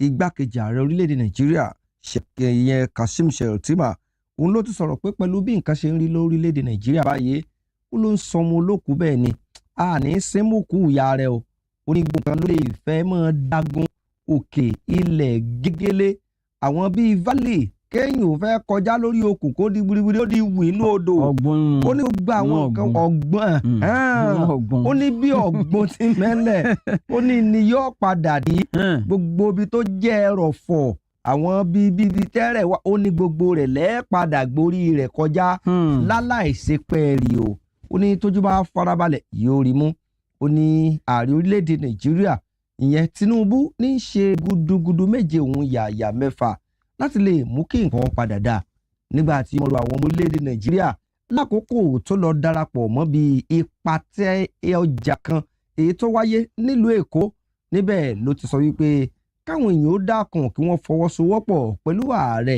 ìyẹn ààrẹ Bọ́lá Tinubu láti lè jẹ́ kó gbẹ́rù orílẹ̀-èdè Nàìjíríà dákẹ̀sán ó ní gbogbo ohun tí ń ṣẹlẹ̀ lórílẹ̀-èdè yìí ó ń tún un mọ ni ó ń tún un fọ̀ ni ó ló sì ń tún un ṣe ni o àti tó ń sọ bí ẹni sọgbá ó ní ọ̀pọ̀lọpọ̀ nǹkan ló ti bàjẹ́ tó rọ́rọ̀ orílẹ̀-èdè Nàìjíríà amúkun ẹrù rẹ̀ wọ́ òkèlè ń wọ ẹ̀wù sàlẹ̀ ni o ó ní ṣùgbọ́n gbogbo ohun tí ń ṣẹlẹ̀ láwòkó yìí ẹ lọ fọkàn balẹ̀ gbogbo nǹkan ó padà dá o ojú ọ̀nà àti mú un gbogbo padà bọ̀ sípò ìlàsìwà Kashim Shettima ti ṣe gbákejì ààrẹ ó ṣẹ́ ọ̀rọ̀ náà ó ṣẹ́ ẹnu agbè fáwọn aráàlú ó ní wọ́n gbé mú o ìwé ìròyìn Daily Trust rẹ̀. kí wọ́n gbé mú àbí kí wọ́n dà síta. wọ́n dà. Since assuming the mantle of leadership in Osun, the state of the Living Spring, Governor Ademola Adeleke has left no one in doubt about his avowed commitment to the overall development of the state. The footprints of his transformative agenda span through education, transportation, health, staff welfare, social infrastructure, among others. On 91% FM and Western Spring Television, 190 Star Times DTT will extract Governor Adeleke's development agenda for your listening and viewing pleasure.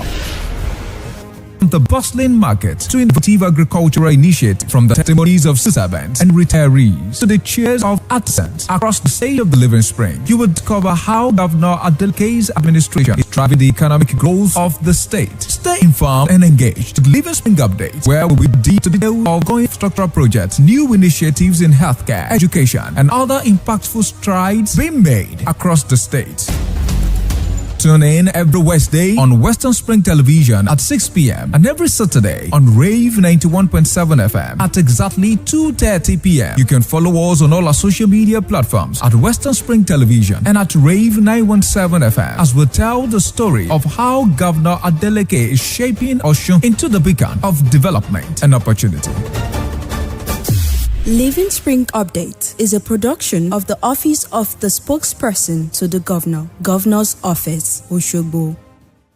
nítorí pé àwọn ni wọ́n mọ ìlànà tí wọ́n fi ṣe àgbékalẹ̀ ètò ẹ̀kọ́ nígbà náà àwọn anìkẹ́ wa mọ̀ wò ó ààrẹ Bọ́lá Tinubu ṣe é gbàgbé pé ńgbà tẹ́yìn gan wà ní orí àlééfà gómìnà ní ìpínlẹ̀ ti Èkó ẹ ṣe irúfẹ́ ètò bẹ́ẹ̀ tẹ́ fi ní àwọn ilé ẹ̀kọ́ tó jẹ́ ti àwọn ìjọ kan o kí ó padà sí ọ̀dọ̀ wọn ẹ sì ìyàtọ̀ bá tó bá oyin àárọ̀ ńgbà náà pé ètò ẹ̀kọ́ lásìkò tá a sọ àgbéyìn tó lágbára tó yàtọ̀ gédégédé òun ló bá ètò ẹ̀kọ́ wọn wá ní bí ààrẹ Bọ́lá Tinubu bá gbé bá ẹ san rú aṣọ bẹ́ẹ̀ tó fi ṣe o tó jẹ́ pé ó gbé irú ìgbésẹ̀ tí ó dáa báwọn pé àyípadà tó gún mọ́ ẹ̀rí ní ẹ̀ka ti ètò ẹ̀kọ́ orílẹ̀-èdè wa Nàìjíríà ṣe pé lẹ́ka ti ètò ẹ̀kọ́ eku ọmọ pé o wọ́n sì ní ẹyẹ gan yóò tún mọ́ ké bí ẹyẹ ètò ẹ̀kọ́ orílẹ̀-èdè Nàìjíríà gbẹ̀ǹde yóò bá tó yẹ pé àwọn akẹ́kọ̀ọ́ wọn mọ̀ sí àṣeyọrí lẹ́nu ẹ̀kọ́ wọn ni wọ́n kò hàn síbẹ̀ wọ́n jẹ́ kí ètò ẹ̀kọ́ kó jẹ́ ti ìlànà èyí tí àjọ ìṣọ̀kan orílẹ̀-èdè àgbáyé tí ó gbé kalẹ̀ yìí pé bí wọ́n ṣe mọ́ ètò ẹ̀kọ́ rẹ̀ kí wọ́n sì tún ya owó tó tọ́ sí ẹ̀ka ti ètò ẹ̀kọ́ orílẹ̀-èdè Nàìjíríà.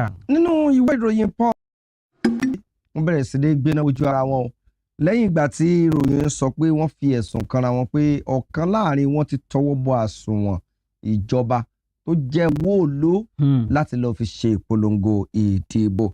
ẹgbẹ́ òṣèlú alátakò ní ìpínlẹ̀ Ondo PDP yàn lágbóòrùn ọ̀nà ti fi léde wípé ó kù díẹ̀ káàtó láti lè jẹ́ kó jẹ́ wípé gómìnà ìpínlẹ̀ Ondo Lucky Ayédàtiwa torí pé yóò ṣe ìpolongo ìdìbò fún aráàlú àti pé yóò fún ọ lówó pé ẹ mọ́jọ́ ọ̀la yín wá kí n rà á o ìyẹn pé à ń tàbò à ń ra ìbò ká dìbò ká sọbẹ̀ dìbò kó ralẹ̀ dìbò kó sí ọbẹ̀ àti bẹ́ẹ̀ bẹ́ẹ̀ lọ dìbò kó rọkọ̀ bẹ́ẹ̀ ni àìrọ̀ ó ti ń rí bẹ́ẹ̀ ni nǹkan ti ń ṣẹlẹ̀ o nǹkan mọ̀ ti ń yan dìbò kó lọ lọ wọ́n ní gbogbo àwọn nǹkan yìí ni gómìnà wa lọ tọwọ́ bọ àsùnwọ̀n ọ wa lọ mú owó rọ̀bùrọ̀bù wọ́n ní kì í ṣe pé ó mú owó tó bá mú owó bẹ́ńtẹ́ ni wọ́n lọ gbọ́n ni ìyẹn bílíọ̀nù lọ́nà ogún náírà 20 billion naira nígbà tí ìsúnmi ẹkùn bẹ́ẹ̀ wọ́n lọ gbọ́ngbọ́n ya ni o pé ẹ̀yin aráàlú bó ti jẹ́ pé mo lè má ṣe nǹkan lù fún yín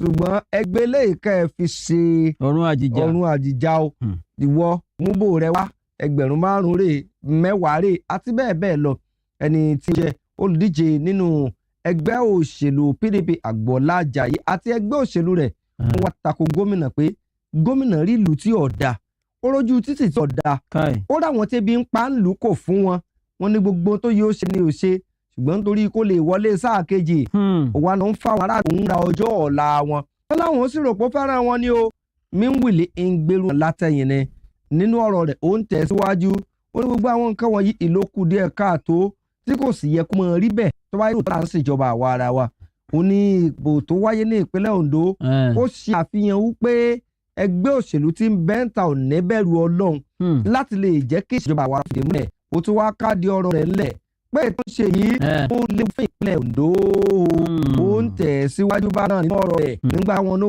sọ̀rọ̀ ẹgbẹ́ òdu APC wọn náà ọ̀gbẹ́nu àwọn falágbàfọ̀ wọn bá bẹ̀rẹ̀ sọ̀rọ̀ pé ẹ̀yìn àwọn bá lára ta bí wọn bá kó pẹ́tẹ́ bá yàn sọ́kùn nígbà sí ìdárò yóò sọ tẹnu rẹ̀ wọ́n ní ìsọkúsọ àti tó dáa wọ́n ní ní ọmọ sọ wọ́n ní tó kó bá ẹgbẹ́ òṣèlú PDP gan-an nu wọ́n ní torí pé wọ́n fi ìlú ẹ̀ pòrò pò wọ́n ní ló fà á tó fi ń sọ̀sọ̀kúsọ kóra ń káàdì ọ̀rọ̀ wọn wọ́n lẹ́gbẹ́ òṣèlú PDP wọ́n ti dàgbà wọ́n ń sarán wọ́n ní ló fà á wọ́n wí kótókótó gánran dáradára.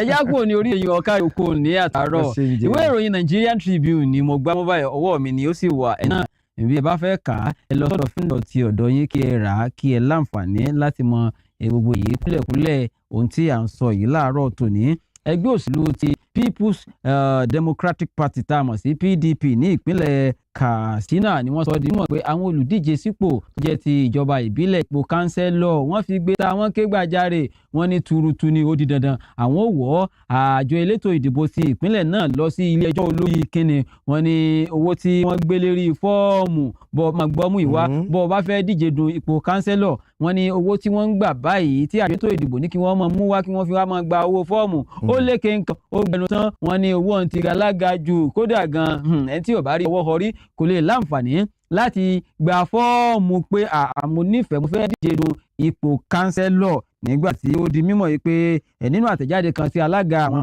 ẹgbẹ́ ọ̀hún Usmanu Abdullahi Tumbukai tó fi síta fún àwọn olóyìn ní àná lánàá orí tó di mímọ̀ yìí pé bí ètò ìdìbò tí yóò gbóúnjẹ fẹ́gbẹ́ tí ó gba àwo bọ̀ ní ìpínlẹ̀ ní àwọn ìjọba ìbílẹ̀ wáyé gan-an àjẹ́ wọ́n gbọ́dọ̀ fún àwọn olùdíje sí ipò ní àǹfààní láti rí ọwọ́ tìbọ àpò níwọ̀nba agbára wọn ò mọ̀ gbọ́ bí wọ́n bá ti wá ti ọwọ́ bọ̀ àpò ìwọ̀nba owó tí ó wà lọ́wọ́ wọn kí wọ́n fi lọ gba fọ́ọ̀mù eléyìí yóò jẹ́ kí àwọn olùdíje tí wọ́n jẹ́ pé ẹni re ni wọ́n tí wọ́n ṣe ẹni ibi tí pọnmọ́ lọ sí ilé ìwẹ̀ tí ì ṣe àwọn olùdíje tó yẹ pé ẹnìkan ní ń rọ owó sí wọ́n ní àwọn olùdíje tí wọ́n kájú rẹ̀ tí awọ tí wọ́n bojú ìlú nìkan ni wọ́n ń láǹfààní láti lọ́ọ́ máa mú owó ní àpò bíi àsùnwọ̀n tí ó rogún sí láti máa gba fọ́ọ̀mù eléyìí kò ní jẹ́ kí àwọn olùdìbò láǹfààní láti dìbò yan ẹni tọ́tọ́ tó wù wọ́n nígbà tí ẹni tó wù wọ́n ò bá láǹfààní láti gba fọ́ọ̀mù nítorí pé owó fọ́ọ̀mù ó ti ga ládàjù tí owó fọ́ọ̀mù tó ti sẹ́ ní egun ẹ̀yìn tó ju agbára rẹ̀ lọ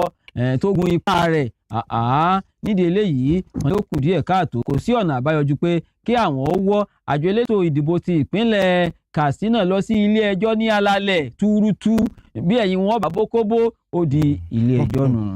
ok ẹ ṣeun lọ́dọ̀ ti tèmi ìwé ìròyìn tó wà bí ó jẹ́ ìwé ìròyìn Vanguard ẹgbẹ́ òṣèlú Labour òun náà ti fi léde. bàbá kan ìyá kan nu ọlọmọ kúlóńgbò. wọ́n ní kí lè gbìmọ̀ aṣòfin kó tètè mọ́ gbé ìgbésẹ̀ lórí bí gbogbo nǹkan yóò ṣe máa lọ táwọn tó ti lé ní 70 ọdún 70 tí wọ́n ní lè mọ́ díje du ipò òṣèlú lórílẹ̀‐èdè yìí mọ́. ìwé ìròyìn Vanguard ògbé ẹgbẹ́ òṣèlú Labour òun ló ti bẹ̀rẹ̀ sí fohùn lédè o ó ní dandan o òun ti ń rọ ilé ìgbìmọ̀ aṣòfin ó ní ká gbé àwọn àbádòfin kan dìde o àwọn àbádòfin tí yóò ṣègbè lẹ́yìn ìgbógun ti ìwà àbàjẹ́ àti tí ọ̀tọ̀ láwùjọ ó ní àbádòfin náà sì ni wípé kí wọ́n yá pa ní dandan pé èyíkéyìí ẹni tí ọjọ́ orí rẹ̀ bá ti lé ní 70 yẹn 70 kí wọ́n má jẹ́ ó dupò ààrẹ tàbí gómìnà mọ́ ó ní ewu tí ń bẹ́ẹ̀ ní pé ẹ̀já wo bí gbogbo bí nǹkan ṣe ń lọ lákòókò yìí ó láwọn èèyàn ń pariwo báwọn míì ṣe di ọwọ́ méjèèjì lórí ni wọ́n ní ṣùgbọ́n síbẹ̀síbẹ̀ àbà wọ́n ní ààrẹ ọ̀gbọ́n kankan wọ́n lẹ́lòmí ọmọ ra wẹ́bẹ̀ báyìí nínú lẹ́nu gbogbo ẹ̀ ni tí ọmọ kégbàjarè orí àwọn móhùnmáwòrán orí rédíò bó tó fi mórí ẹ̀rọ ayélujára àwọn èèyàn ń sọ tí wọ́n o wọ́n ní tí kan tẹnu wọn jáde ọ̀fẹ́ ju awúsín in power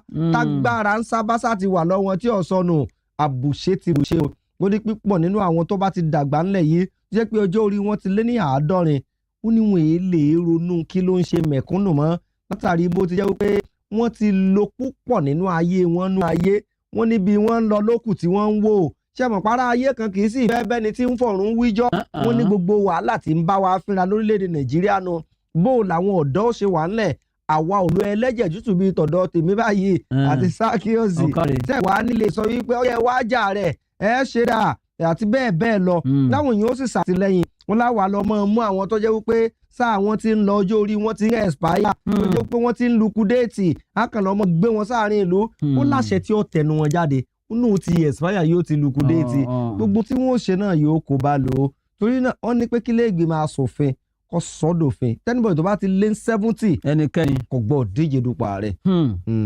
ọ̀kàrẹ̀ okun láti ìwé ìròyìn The Punch kọ́ ló ti mú wá. ìlú gbé jáde bẹ́ẹ̀ náà bá fẹ́ ṣe ẹ̀rí ọ̀rọ̀ tí a mú wá yìí ìwé ìròyìn The Punch òun náà la gbámú láàárọ̀ yìí òun la sì ń kà lọ́wọ́ èmi gan kẹ̀ ìwé ìròyìn The Punch ni ó wà lọ́wọ́ mi lásìkò tá a wà ẹ wò ẹ rí i pé Punch ni ó wà níbẹ̀ báyìí. àwọn èèyàn akọ́kà ní ìpínlẹ̀ sí ìpínlẹ̀ tí ọjà kẹ́kọ̀ọ́ àbákẹ́bà àbí akóyán akọ́kà ọkà àbólóyè àwọn èèyàn akọ́kà ní ìpínlẹ̀ sí Èkó ni wọ́n ti ṣe ìwọ́de alálàáfíà kan tí wọ́n sì lọ sí ọ̀dọ̀ ọ́fíìsì àjọ tó ń pín iná ẹ̀lẹ́ńtíríìkì ní agbègbè náà tá a mọ̀ sí Ìkẹjà IKEDC wọ́n ní iná ẹ̀lẹ́ńtíríìkì tí àwọn ń lò ṣáájú àsìkò yìí ni àjọ náà ti sọ fáwọn pé ó bá wọn ṣe ìpàdé tí wọ́n fi kùnlùkùn pé iná ọba o ẹ kúrò ní báǹdì ìsí tí ẹ wà tẹ́lẹ̀ ó kẹ́ ẹ bọ́ sí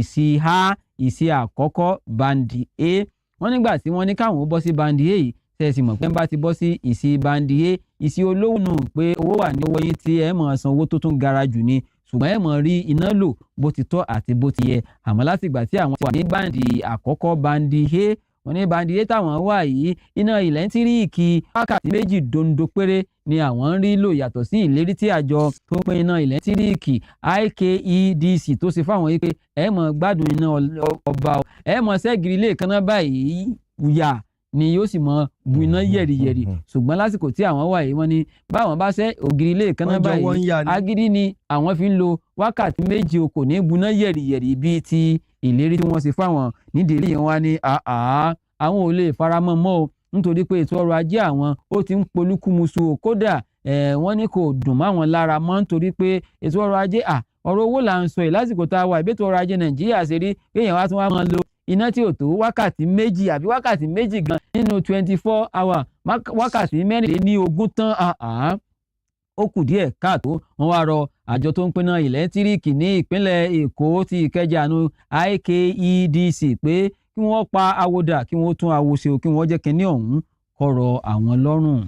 ok omi náà lọ́dọ̀ ti tèmi lápá tibí ọmọ ní í ṣe pẹ̀lú ẹ̀ka ètò ààbò ilé ìgbìmọ̀ asòfin lẹ́yìn náà fi léde wípé amúkùnrin lọ́wọ́ òkèlè ń wò wòlẹ̀ ní o ní púpọ̀ nínú àwọn tó ń jalè lógun tó jágbésùmọ̀mí ilẹ̀ Mali àti Burkina Faso ọ̀nà ti wá o gẹ́gẹ́ bí ìròyìn ti wí tí ìwé ìròyìn Vanguard tó gbé sí gbòòrò ayé o ilé ìgbìmọ̀ asòfin orílẹ̀-èdè Nàìjíríà wọ́n ké gbàjarè lánàá wọ́n ní ẹgbàá wá o tó rọ́wọ́ tí bá ń doni àìfìbọnú aṣọ bẹ́ẹ̀ ni wọ́n ní àwọn agbésùmọ̀mí àwọn akóbọnjàlú ó náà ti wọlé wá láti apá ilẹ̀ Mali àti Burkina Faso ó láwọn ibi tí wọ́n wá gúnlẹ̀ sí lápá òkè ọ̀yà lẹ̀ láti rí ìpínlẹ̀ Kebbi Sokoto Kaduna Niger àtàwọn bòmíì lọ́pọ̀ yanturu gbogbo ẹ̀ lápá òkè ọ̀yà òun pé wọ́n ní kódà àárín gbogbo òkè ọ̀yà wọ́n bẹ̀ ń bẹ̀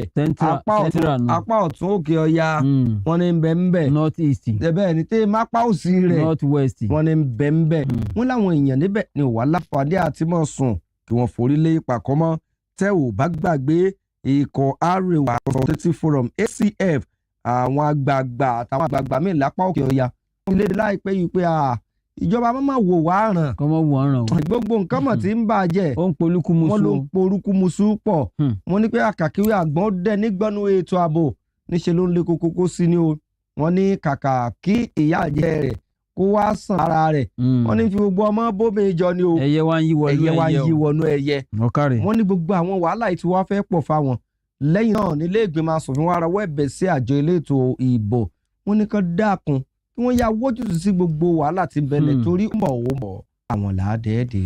àjẹ́ pé ká yà lọ sí òkè lọ́hùn-ún ká lọ sẹ́mi mu ná bá a bá lọ tá a bá bọ̀ ẹ́ láǹfààní láti máa gbọ́ àwọn ìròyìn ní ìpínlẹ̀ Kogi àmúwá fún yín pé àjọ WAEC wọ́n gègé mọ́ àwọn ilé ẹ̀kọ́ girama bíi mẹ́tàlá kan ní ẹ̀yìn bákan tó ní àwọn ìpínlẹ̀ míì náà ìpínlẹ̀ Ọ̀ṣun àwọn ìròyìn kan wà tí àmúwá fún yín àti bẹ́ẹ̀ bẹ́ẹ̀ lọ akínyìn o ẹ kú kalẹ̀ à ń padà bọ̀ láìpẹ́ jọjọ.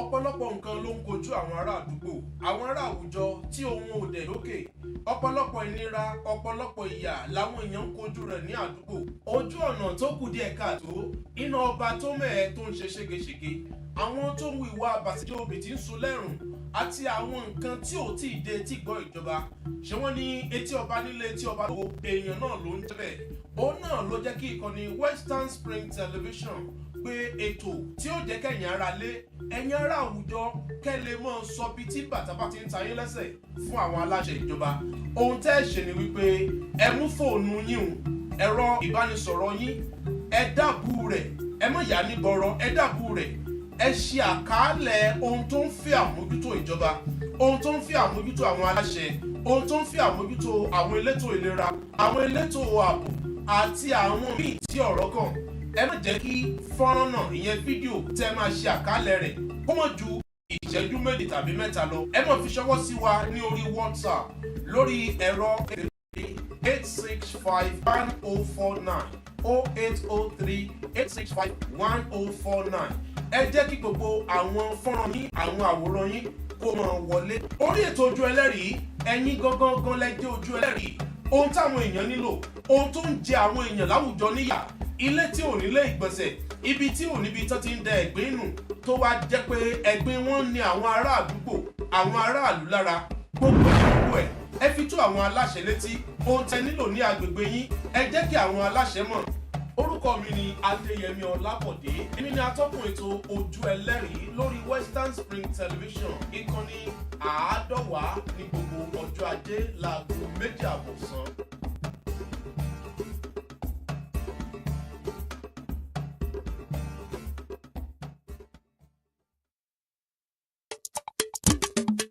Èkó Lagosì, Èkó akéte ìlú ọgbọ́n, Èkó akéte ìlú ìmọ̀, ọmọ ọlọ́gbọ́n torí jà mú àwọn òmùgọ̀ àdìmú nírù.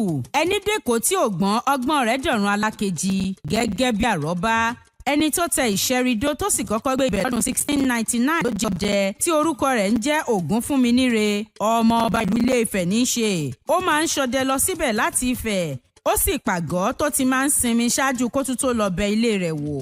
Nígbà tó yá àwọn ọdẹ mìíràn wá darapọ̀ mọ́ láti ṣọdẹ nínú igbó yìí ni wọ́n bẹ̀rẹ̀ ní ṣọdẹ tí wọ́n sì ń pọ̀ sí pẹ̀lú àwọn ènìyàn wọn. Báyìí ni wọ́n ṣe bẹ̀rẹ̀ sí ní tàn kálẹ̀ tó fi dé gbogbo ibi tí Èkó fẹ̀ dé lónìí. Ìlú Èkó ìlú ńlá. Ìlú Èkó yìí ni ibùdó agbára ìṣàkóso ilẹ̀ Nàìjíríà wà tẹ́lẹ̀ rí pàápàá lásìkò ìjọba amúnisìn ṣáájú ọdún 1991 tí wọ́n gbé lọ sílùú Àbújá. Èkó àdèlé ọmọ agun àgẹ̀rẹ̀, Èkó ọmọ afíjú wọjà arìn gbẹ́ndẹ́kẹ́, ọ̀bùn wọjà páṣí ọ̀ṣọ́, ẹ̀yọ̀ ní bàbá Èkó, àríjó ṣe bí ọba. Èkó ọmọ odò tí ò ṣeé yájú sí, Èkó arómi sá lẹ́gbẹ́lẹ́gbẹ́.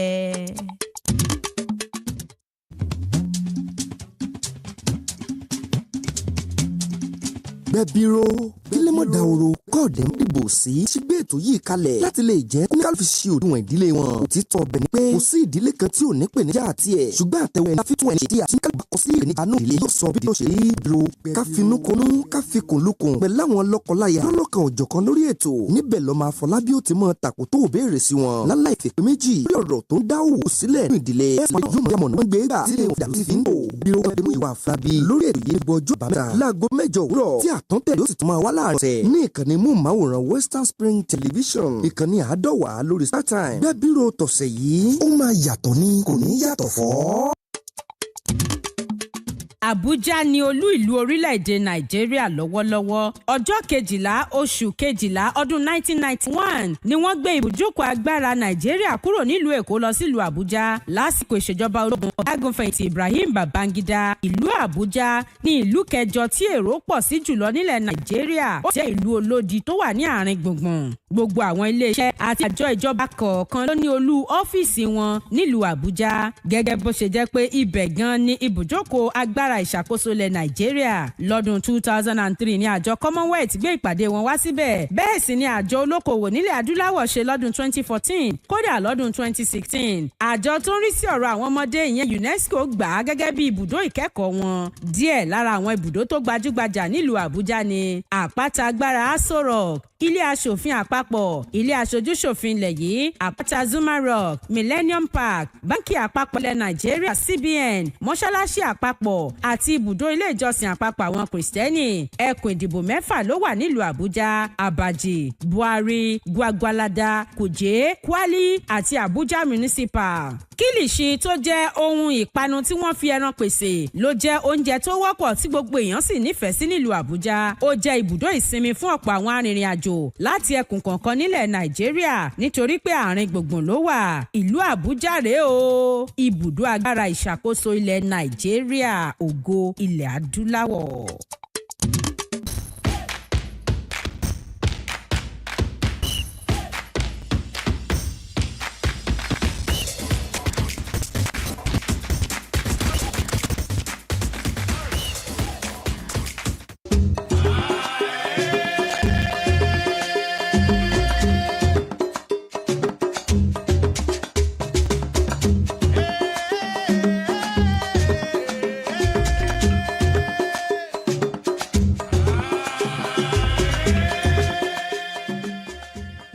Akínyín wípé ṣeun o bẹ́ẹ̀ ṣe ń darapọ̀ mọ́ wa tẹ̀sí gbádùn wa bí ojú ọ̀nà.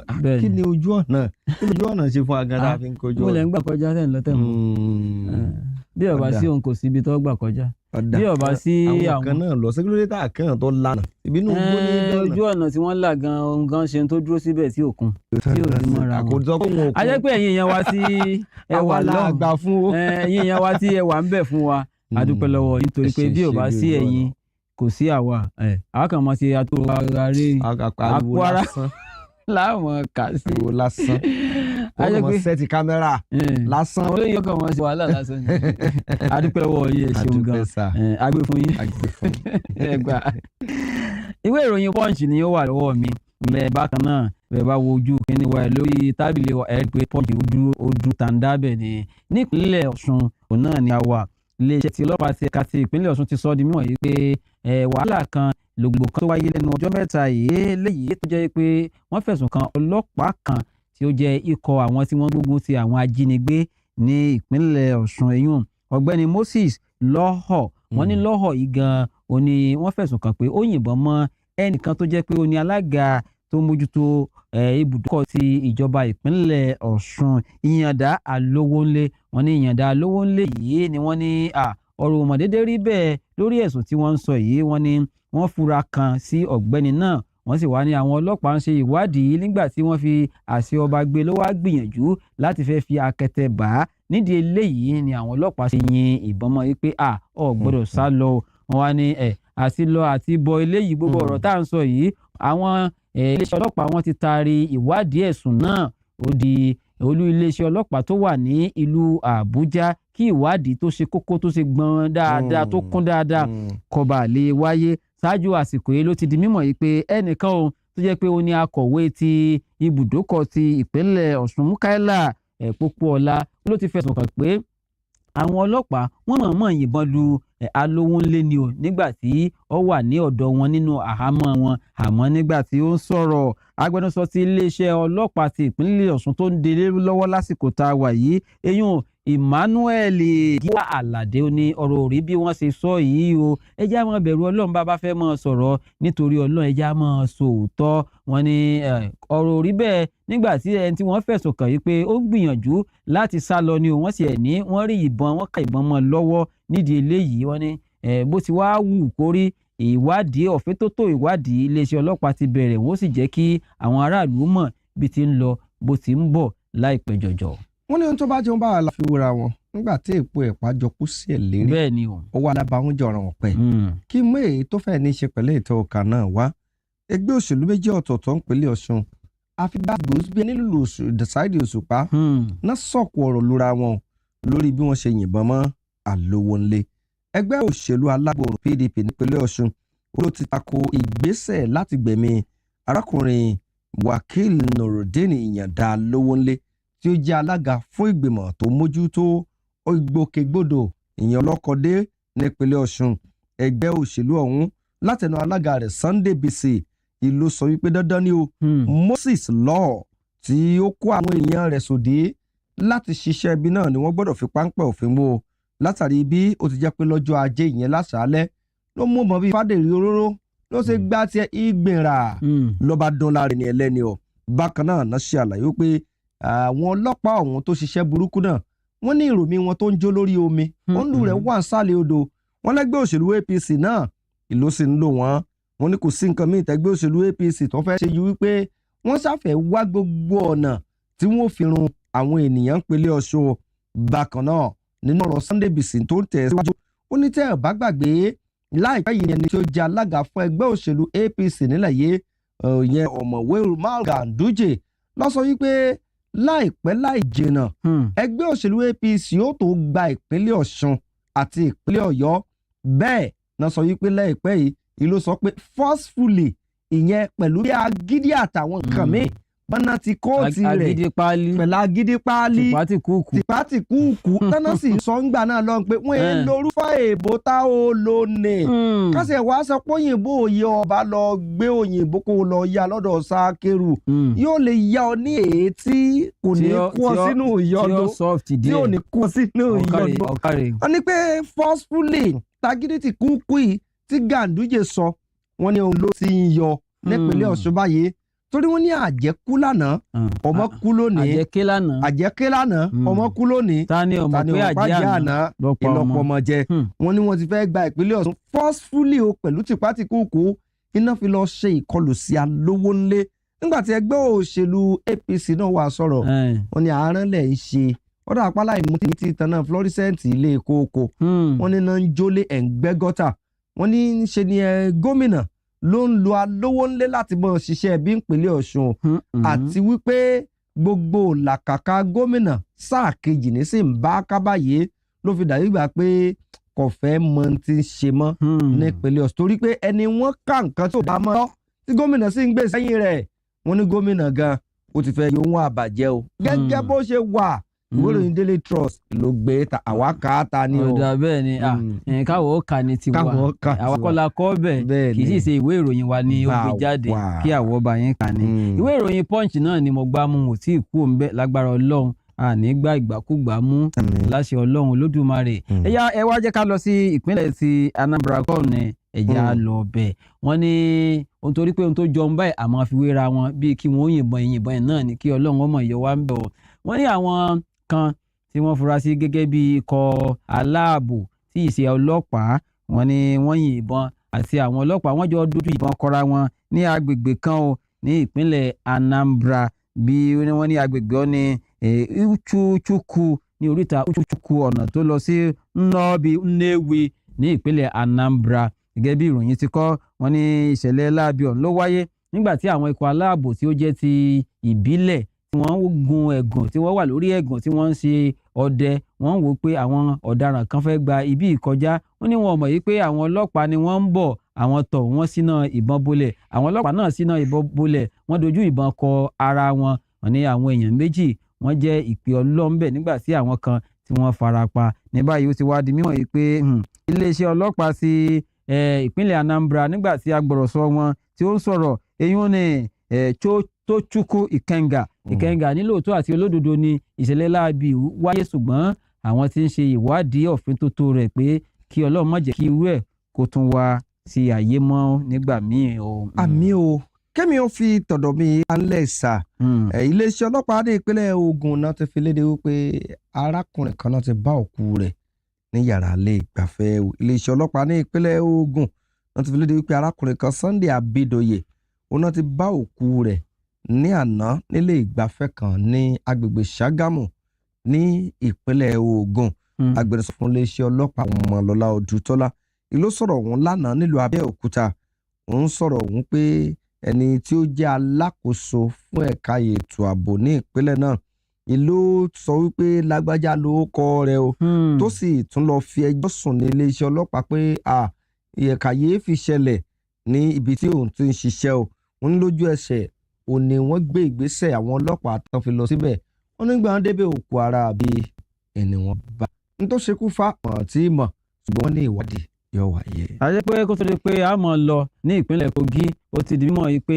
àwọn ilé ẹ̀kọ́ girama 13 òun náà ni àjọ WAEC ti ní pé ọjà ogigi mọ́ wọn ń dì wọn ò ní láǹfààní láti ṣètò ìdánwò oníwèé mẹ́wàá ń bẹ̀ mọ́ títí di àsìkò tí wọn ó tún kéde bẹ́ẹ̀ ni wọ́n fẹ̀sùn kan àwọn alámòójútó ti ìdánwò bíi 14 pé àwọn náà ẹbọ ń bẹ ní ẹrù wọn eyín àti àwọn ìròyìn míì náà ni aláǹfààní láti kà sí etí gbọ̀yìn ní àárọ̀ yìí bó bá tún wá di ọ̀la ẹ má gbàgbé pé ẹ máa pàdé àwọn akẹgbẹ́ wa fún ọ̀tun ti atótó arére kò ṣe mọ́ gbọ́ ìròyìn òun náà ni títí di ọ̀la ọ̀hún kí Olúwa kó wà pẹ̀lú wa kí ó sì wà pẹ̀lú ẹni rẹ̀ ẹ má wàá gbàgbé pé ká máa tẹ̀ jẹ́jẹ́ ní o jẹ́jẹ́ ní ọmọ ejò ni ó máa ń rìn Zaccheaus Adéyẹyè ló kọ mi mú kí ẹ̀wọ̀n kú ìkàlẹ̀. Múyìwá Àfọlábí ló kọ tèmi kí n wí pé kí Olúwa kí ó pẹ̀lú yín kí ó sì pẹ̀lú ẹ̀mí rẹ̀ pẹ̀lú.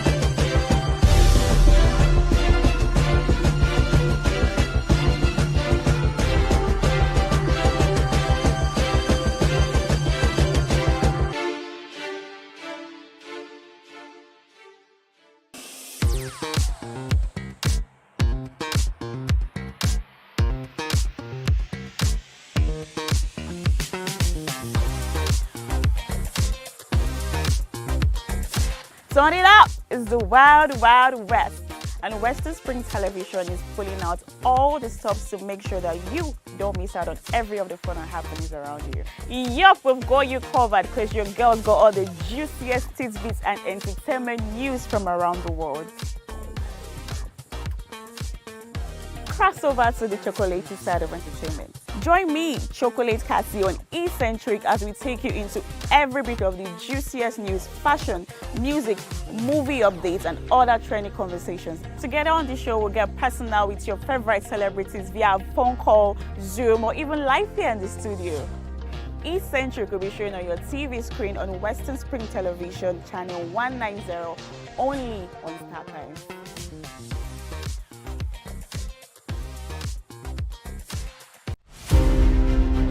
James Ajibolaige was a lawyer who obtained his first degree in classics from Nigeria's premier University of Ibadan. Born September 13, 1930, the orator and the polyglot spoke impeccable English, French, Igbo, Hausa, and Yoruba languages. His fine diction placed him among classical orators and public speakers like Cicero, the Roman orator. This attribute earned him the prefix Cicero of Esauke. He authored Kaduna Boy, an autobiography, Detainage Diary, Constitution, and The People, among 6 other books.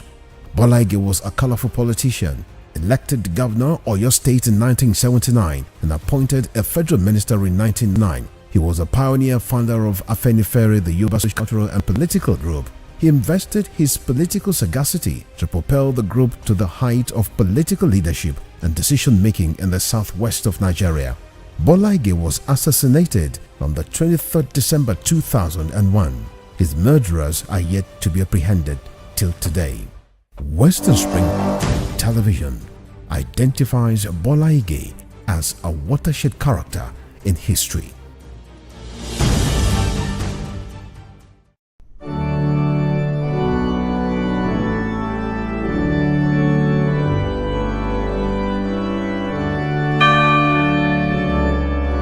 Here are 5 amazing fun facts I bet you never knew about Christianity.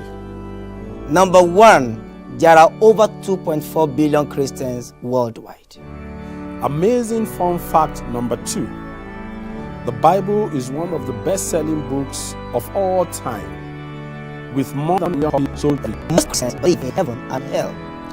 The Bible is the most translated book in the world, with more than 3,000 languages. Amazing fun fact number 5. Most Christians throw science out of the window without realizing that most scientists are Christians. Hello, I am Pastor Steve Akinwumi. And I am Dr. Adeoye Oyewole. Join us as we highlight and discuss day-to-day issues pertaining to the day-to-day living of every Christian. Issues in Christendom shows every Sunday on Western Spring Television, channel 190, only on StarTimes. Fewer than 400 elephants are surviving in this country today, and they're still being poached for their ivory. Elephants can be a major draw for our tourism if we protect them. So please tell your family and friends, report all wildlife crimes and stop the sale of ivory, because protecting nature protects all of us. Evelyn Ohiole, Hi. King Eve, how are you today? I'm good, I'm fine, I'm alive. I really feel like she's not giving the right answer to the question. When one asks you, how are you? And you said, you're saying, I'm alive. It's very annoying, seriously. How are you? I'm fine. I feel I'm fine would be the right answer instead of I'm alive. Not that I asked you if you're dead before. Go and check all these 14-year-old, 15-year-old, 16-year-old, everybody, they are extraordinarily sexually active. I feel is being unnecessarily hyper when it comes to the issue of sex, because we talk about other topics and he feels so reserved. He really doesn't have anything much to say when it comes to other stuff. But when it's the issue of sex, I believe he's being unnecessarily hyper. That's when I have to pick an issue with him.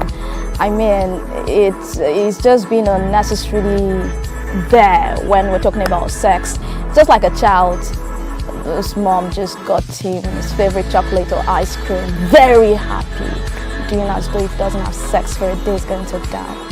When it comes to finance, women also support their husbands financially. You need me emotionally. You need me spiritually. Class is an amazing thought. I need it spiritually, I need you mentally. I can get these things anywhere with money. If you go by the topic was, who does marriage favors the most? I know how many jobless women they marry every Saturday. They are saying it favors you. Are they vague so? Growing up, when I was in the world, we've heard of Who are you now? Well, MC Too Much said he likes saying when I was in the world, and the last time I checked, well, it looks a bit innocent facially, but deep down, he's actually out of this world. We're all in the world now. As long as you're alive, you're in the world. So MC Too Much, I beg you to talk about that. I don't want to hear that. Next time you talk about I kiss my ass. I think they have a problem with you saying ladies are champion, and that's the problem. Always trying to attach so much importance to that gender.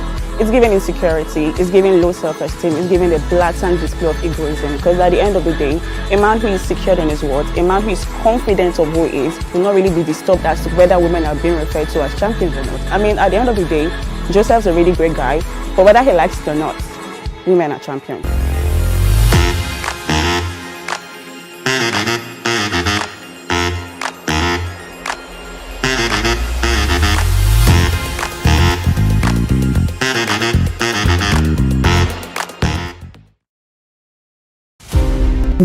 An educationist and women's rights. She was recognized for her vitriolic comments against colonial policy of taxation as it affected the Nigerian women. Fully addressed by her women followers, Funmilayo championed the initiation of universal adult suffrage, which gave an unprecedented leeway for women to contest elective offices and power to exercise voting rights. Married to a foremost educationist and teacher, Israel Oladotun Ransom Kuti, the first president of Nigeria Union of Teachers, Funmilayo Ransom Kuti was the mother of children who inherited her spirit of activism. Olufela and Be Ololari, the former, a renowned musical legend. She was the first female student of Abeokuta Grammar School and the first female to own and drive a car in Nigeria. The award recipient of Member of Order of Nigeria MON and Lenin Peace Prize was born 25th October 1900 and was killed on 13th April 1978 by rampaging road soldiers in Lagos. Western Spring Television identifies Funmilayo Ransom Kuti as a watershed character in history.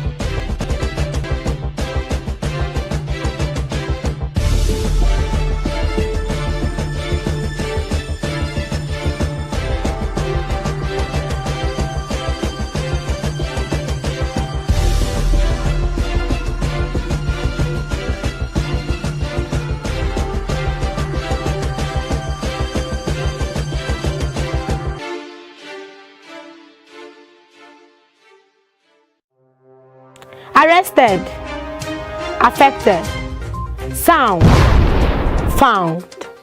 What do we see? What do we say? Flowing from a spring. A fact A to Z. Check and confirm. Ever is pounding current events.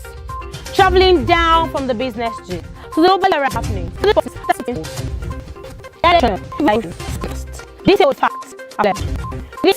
Nuggets of words that feel wrapped in bundles of words, broken and dissected as it is, except misheard.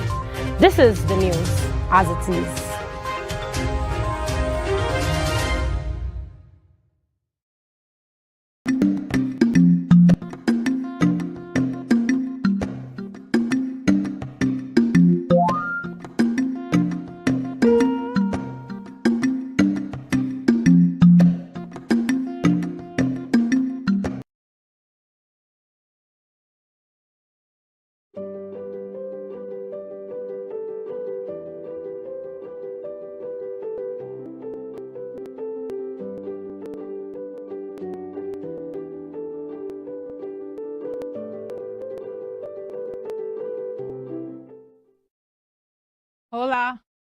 Como estas? That's Spanish for how are you? Thank you for preferring and profiling the bookshelf. The bookshelf is a program centered on books, everything positive it represents, and everyone who has a relationship with it. I am Damilola Raphael, factory fitted to be your teaching and learning advocate. Today's episode will be taking on a multi-pronged approach, viz. Turning pain to purpose, and you could also say finding purpose for the pain, and other people's interpretation of your person. Now, when I asked how you are earlier, it was not with the intention to show off another line that I picked up in Spanish. It is the inquiry of someone who truly cares. I am quite reflective and sober, not the alcohol kind, but the temperate, moderate, serious kind of sober. And it was in one of those moments that Omoteniola Oluo invaded my thoughts again. She lived, really lived. We all pray to live long, but many people do not consider purpose. Omoteniola and her sister, Omotoke, exuded purpose. So I'm talking about them in the present continuous, right? You should research them. While reading about Tenny again, I stumbled on a journal she had penned way before she passed, and it was posted by her sister, Toke. Now, let's talk about journal. According to Casey Hopewell on Medium.com, a journal commonly records experiences we have had, our thoughts about them, and their possible implications for our future, as well as a lot of other things. But free writing is writing into the unknown. It's about discovery and going beyond personal thoughts and memories. Now, Omoteni writes in the journal dated 7th October 2021, and she titled it, "The Time, the Currency of Life." Time, the currency of life. Every second you spend doing the wrong thing, you're missing out on doing the right things. What should you spend your time doing? Spend your time to develop spiritual stamina. Build vital skills. Know what makes your purpose more efficient. Learn money making and money management skills. That's basically the summary of what she had in that journal right there. And it was dated 7th October, year 2021. Now, Omoteniola has a memorial website on forevermist.com. Forevermist.com is a platform which boasts of 265,119 websites. It has 223,826,843 visitors. And according to the last check, the data says it has 5,410,252 tributes. Oleg Andelman, he is the founder of forevermist.com, and he has this to say on the thought behind creating the website. He said the idea for the online memorial website was first conceived when he decided to recreate the life story of his grandparents. His grandfather served in the military with his brothers during the World War II. He passed away when Oleg was just a child, so he has only vague memories of him. His grandmother faced great hardships raising his dad and his two siblings in impoverished post-war Russia. He has tender memories of her that he will cherish forever. Now, while reflecting upon his grandparents' lives, Oleg was surprised about how little he actually knew about them. It took some efforts for him to uncover precious old photographs hidden away in family albums that he had not even seen before, and also to encourage family members to share what they knew about his grandparents' lives. He also realized that today, in our time that is, families like his or like theirs could use the internet to create an online memorial page and easily share memories, photos, and other media with one another. Oleg could see that online memorial sites dedicated to the lives of those people love would go a long way towards bringing separated families together. He said these pages would also eventually help children grandchildren and generations to come learn about the lives of their relatives who have passed while they were still young.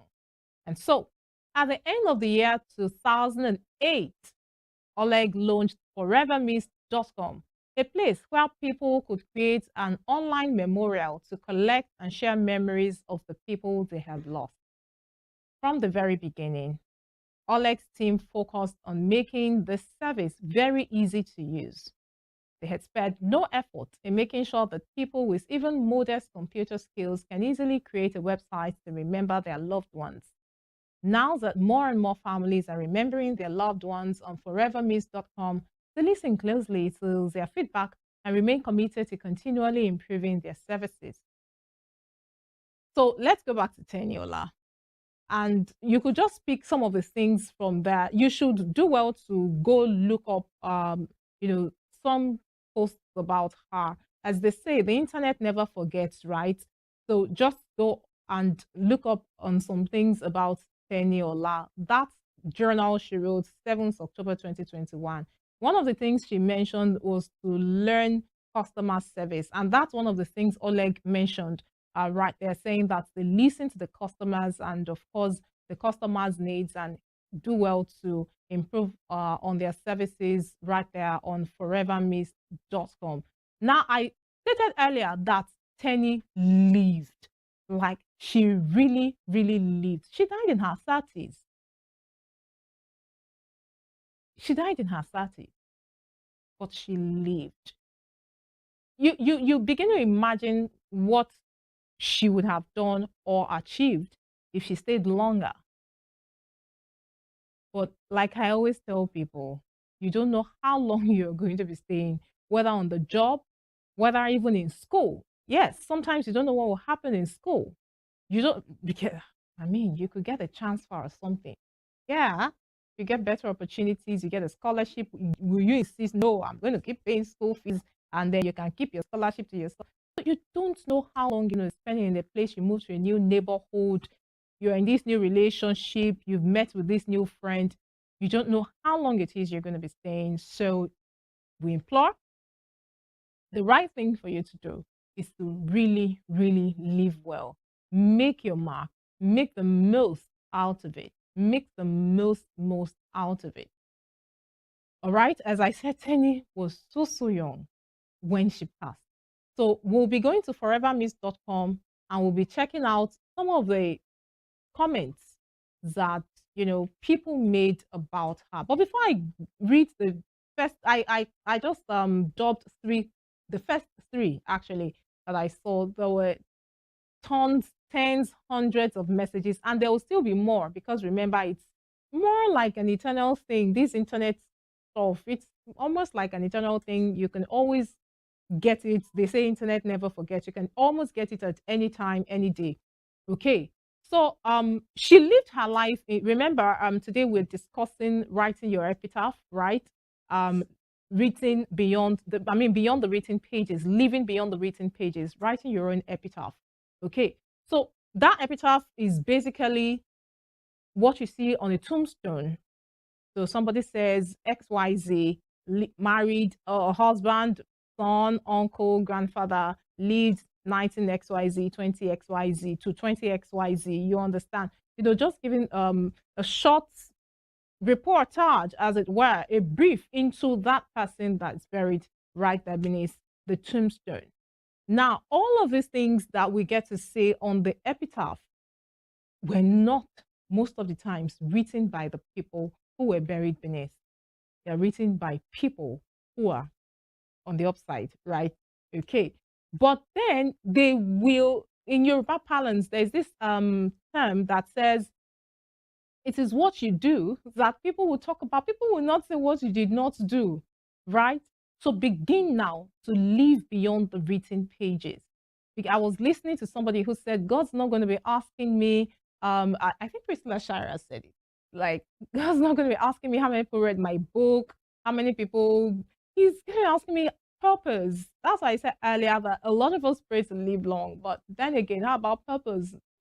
Many people don't focus on purpose. They just want to live long. So food is expensive, but you just still want to stay on this side of God's green earth. It's good to really live long, but hey, don't just count the days. Make the days count. That is what is important. So let's go and read the first 3 comments that I saw right there on forevermist.com for Teniola Oluwo. This one is titled, A Tribute to a Supportive Sister Friend. Dear Tenny, as she reflects on the memories they shared, I'm going to be reading in the third person. As she reflects on the memories they shared, she is overwhelmed with gratitude for Tenny's support, unwavering support, and boundless creativity. Her talent as a stylist is unmatched, setting her apart as one of Nigeria's finest. Tenny has been her champion, continuously cheering for her and her agency anytime they call on her. Tenny's presence in her life has been a gift beyond measure. There is nothing she does or calls Tenny for that she didn't show up, offering her unwavering support and creative insight. Tenny's legacy as a supportive friend will forever live on in the hearts of all who were fortunate enough to know her. Her kindness, her talent, and her passion for her craft will continue to inspire everyone. Okay, so this writer says she is eternally grateful for the time they shared and the impact that Tenny had in her life. Rest in peace, dear Tenny, knowing that your spirit will always be cherished and remembered with love and admiration. And she says, with deepest gratitude and affection, Dr. Yeti Ogunubi. That was the first comment right there. I tried opening on multiple sites, different browsers, just to be sure that I'm not cherry picking. I just wanted to pick the first 3. Remember, I said the first 3, not top 3. There is no top anything. It's just about their relationship. The perception is one of those things I mentioned earlier. The perception of this person's persona, you know, who she was to them. So it's not about who wrote what best or what.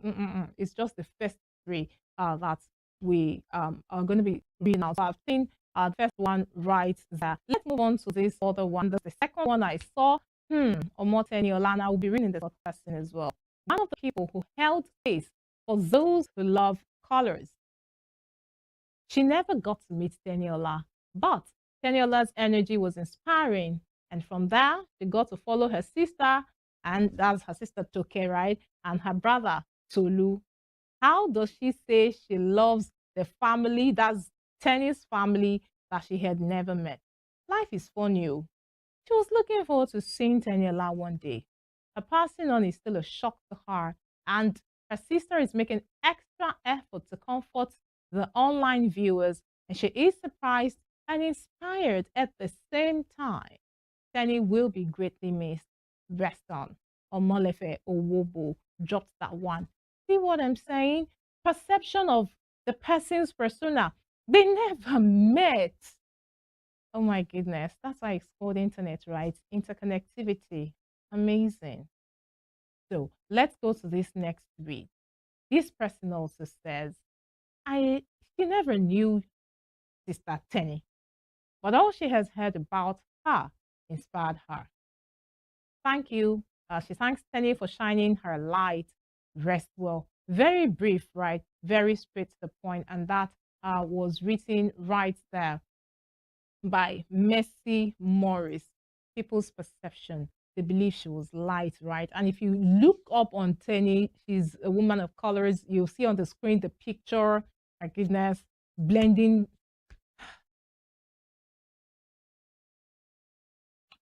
May her soul rest in peace, right? Let us take this quick break.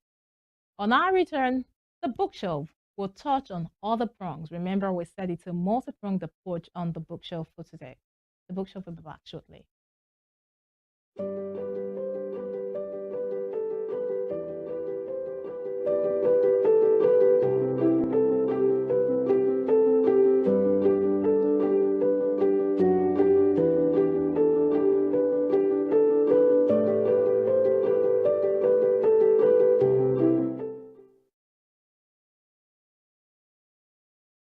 You're welcome back. Thank you very sincerely for keeping faith with us right here on the bookshelf on Western Spring Television. So today we are looking at writing your epitaph. All right. And I already took on the story of Penny. We talked about how the inspiration behind the founding of forevermiss.com.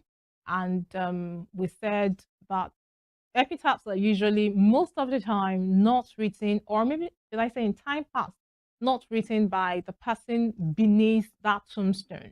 Okay. But in recent years, people have been inspired, encouraged for them to begin to write their own epitaph, what they want people to put on their tombstone.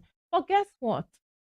It is not so much about what has been penned down. Sometimes people may not find them missing in transit. Somebody decides to sit on it for whatever reason. But what you do, the life you live beyond the written pages, like that Yoruba parlance that says, is whatever you do that people will talk about. It is whatever you do that people will talk about, and that is what they will pen right there. And don't just live, just an ordinary dry life. Okay, so let's just stay here. Things are expensive, but come on, we can cope. We can really, really live. I want to say it about you as well, that you really, really, really live. So let's move on and go way back some years, not so long ago. 2017, T.Y. Bello, singer, songwriter, photographer, really hairdresser, some way, somehow, cosmetology, right? Cosmetologist, okay. Now, she wrote about a dear lady that she met. I read that post in the third person. Oh, words, that's why. So, T.Y. Bello says she remembers meeting her many weeks ago. Now, the person she's writing about, her name is Nika Disu, and she's known as Mamata. Okay. So T.Y. Bello says she remembers meeting her many weeks ago. That was at that time. And she walked up to T.Y. Bello and asked if that was T.Y. Bello, the photographer. I've been looking for you, she said. She pulled T.Y. in, looked straight into her eyes and said, I really, really want you to take my portrait. She says she was terminally ill. She'd like T.Y.'s images of her to be what people would remember her by. She wanted the photos to be happy and very beautiful. Now, T.Y. froze. Whoa. And then she tried to pretend like what the lady just said, that Nika Disu just said, didn't knock all the air out of her. But she never stopped smiling. That's Nika Disu now. She never stopped smiling, and she was asking, okay, so when do they take the pictures and all that? And she had said something so heavy, something so profound, and T.Y. did not know how to react. So they exchanged numbers, and then the woman sent T.Y. a message soon after. But she still did not know how to take it in until one morning. Sometimes they say one morning, say one morning. Until one morning, T.Y. was praying and reading Isaiah 61. And she said, the Spirit of the Lord is upon me, anointed me to bring beauty for ashes, the oil of joy for mourning. And then she heard, call Mrs. Disu. T.Y. did, and T.Y. gifted Mrs. Disu a portrait session for a few days later. Mrs. Disu came in a little quiet at first, but T.Y. saw her spirits lift as the hair and makeup started to come together. T.Y., I look beautiful. That was how a most amazing day began with this beautiful woman with very deep dimples. They had a blast, singing, dancing, playing dress up with her daughter, belly laughs. They had an incredible session. At some point in the middle of the shoot, as they changed outfits, Mrs. Disu looked excitedly at T.Y. and said, T.Y., you know what? She was going to beat this thing.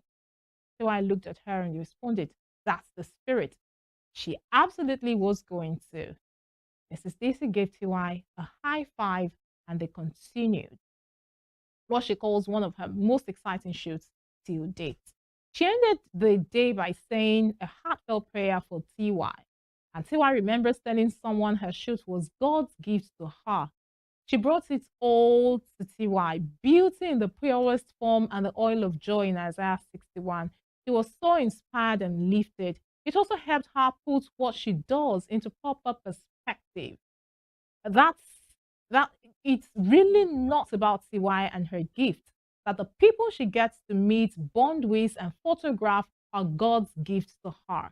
Mrs. Diesel sent her prayers, Bible verses, and inspiring write-ups every day after taking her photographs. She also sent a beautiful thank you note when she got her photos and found time to send gifts to the beauty squad she met at the shoot. It was her birthday last Sunday, that was at the time of writing this. Her daughter told CY that she was so happy. She also did something really strange. She kept sending her portraits to everyone she knew. She was up till the wee hours of the next morning, sending out the photos and laughing. They kept teasing her about it, but she wouldn't stop.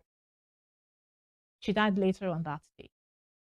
And CY says she guesses it was her way of saying goodbye. She remembers Frizida, that's the woman's daughter, obviously, sending her news of her passing. She was in a mess, that's CY. She was shocked, she was disappointed. I mean, Mrs. Diesel was meant to beat this. She had changed the narrative. And she told CY that herself. She didn't understand it until she got to spend a few hours with her children some days, and then they described what her last days were like. She was joyful, she was peaceful, she found her own way to say goodbye, she was ready. And as she sat in her wake and listened to person after person come out and testify about her beautiful spirit and how she lived every day to the fullest, CY also remembered certain things she had said to her during the shoot, how she wanted her children to know that she gave it everything and did her very best. Then it occurred to CY she was right. She did beat this thing. She didn't let it stop her from living till she took her last breath. She lived and loved and laughed and smiled to the very end. She was ready. She was prepared. Unfortunately, most people do not get that opportunity to prepare for eternity and say goodbye. It got her thinking, if we all lived 100 years more, it would all still go by really fast. All right. And then, of course, she talked about what the Bible says about man's life being vapor, eternity being certain, every day being one day closer to when we meet our maker. But are we ready? That's the question. And of course, she had a hashtag and all that. Now there is a song by Flats and Scruggs, an American bluegrass duo with singer and guitarist Lester Flatt and banjo player Earl Scruggs, both of whom had been members of Bill Monroe's band, the Bluegrass Boys, from 1945 to 1948. And then they formed a duo in 1948, writing the song titled Give Me the Flowers While I Am Living. And that song was released in 1960. Now, I stated earlier that it is going to be a multi-pronged approach today. Next, we are turning on ourselves as stakeholders, the doers of these deeds. And again, because I understand the power of words, I'll recite the next poem in the third and first person pronoun. I've seen it captioned with different headings by different authors and with little alteration, so I wouldn't be giving credits to anyone. It says, when I'm dead and gone, your tears will flow like a river, but I won't know. Cry with me now instead. You will send flowers, but I won't see. Send them now instead. You'll say words of praise, but I won't hear. Praise me now instead. You will forget my fault, but I won't know. Forget them now instead. You'll miss me then, but I wouldn't feel. Miss me now instead. You'll wish you could have spent more time with me. Spend it now instead. You would wish you could have spent all your money on me. Spend now instead. When you hear I'm gone forever, you find your way to my house at all costs to pay condolence, but we haven't even seen or spoken in years.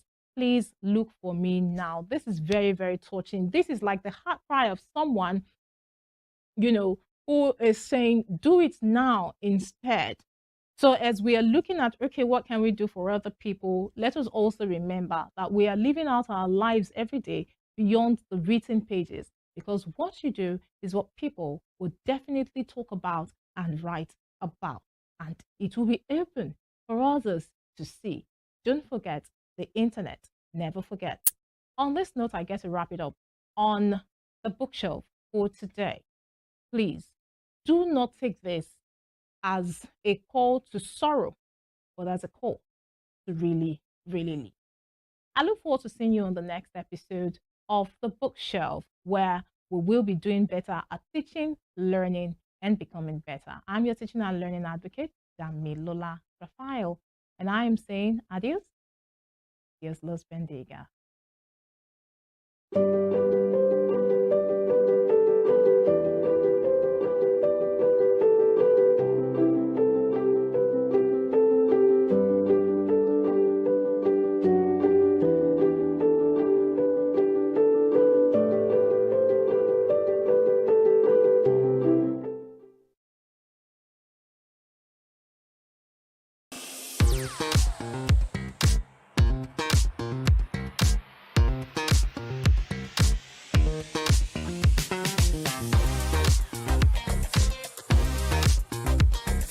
On it up is the Wild Wild West, and Western Spring Television is pulling out all the stops to make sure that you don't miss out on every of the fun and happenings around you. Yup, we've got you covered because your girls got all the juiciest tidbits and entertainment news from around the world. Cross over to the chocolatey side of entertainment. Join me, Chocolate Cassie, on Eccentric as we take you into every bit of the juiciest news, fashion, music, movie updates, and other trending conversations. Together on the show, we'll get personal with your favorite celebrities via phone call, Zoom, or even live here in the studio. Eccentric will be showing on your TV screen on Western Spring Television, channel 1 on Star Times.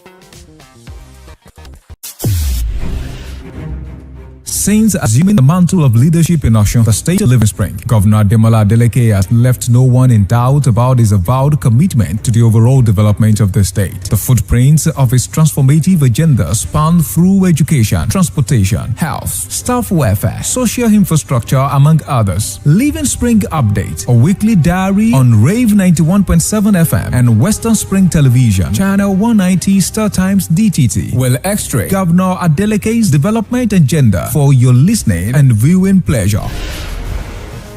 From the bustling market to innovative agricultural initiatives, from the testimonies of civil servants and retirees to the cheers of artisans across the state of the Living Spring, you will discover how Governor Adeleke's administration is driving the economic growth of the state. Stay informed and engaged with Living Spring Update, where we will delve deep into the details of ongoing infrastructural projects, new initiatives in healthcare, education, and other impactful strides being made across the state. Tune in every Wednesday on Western Spring Television at 6 p.m. and every Saturday on Rave 91.7 FM at exactly 2:30 p.m. You can follow us on all our social media platforms at Western Spring Television and at Rave 917.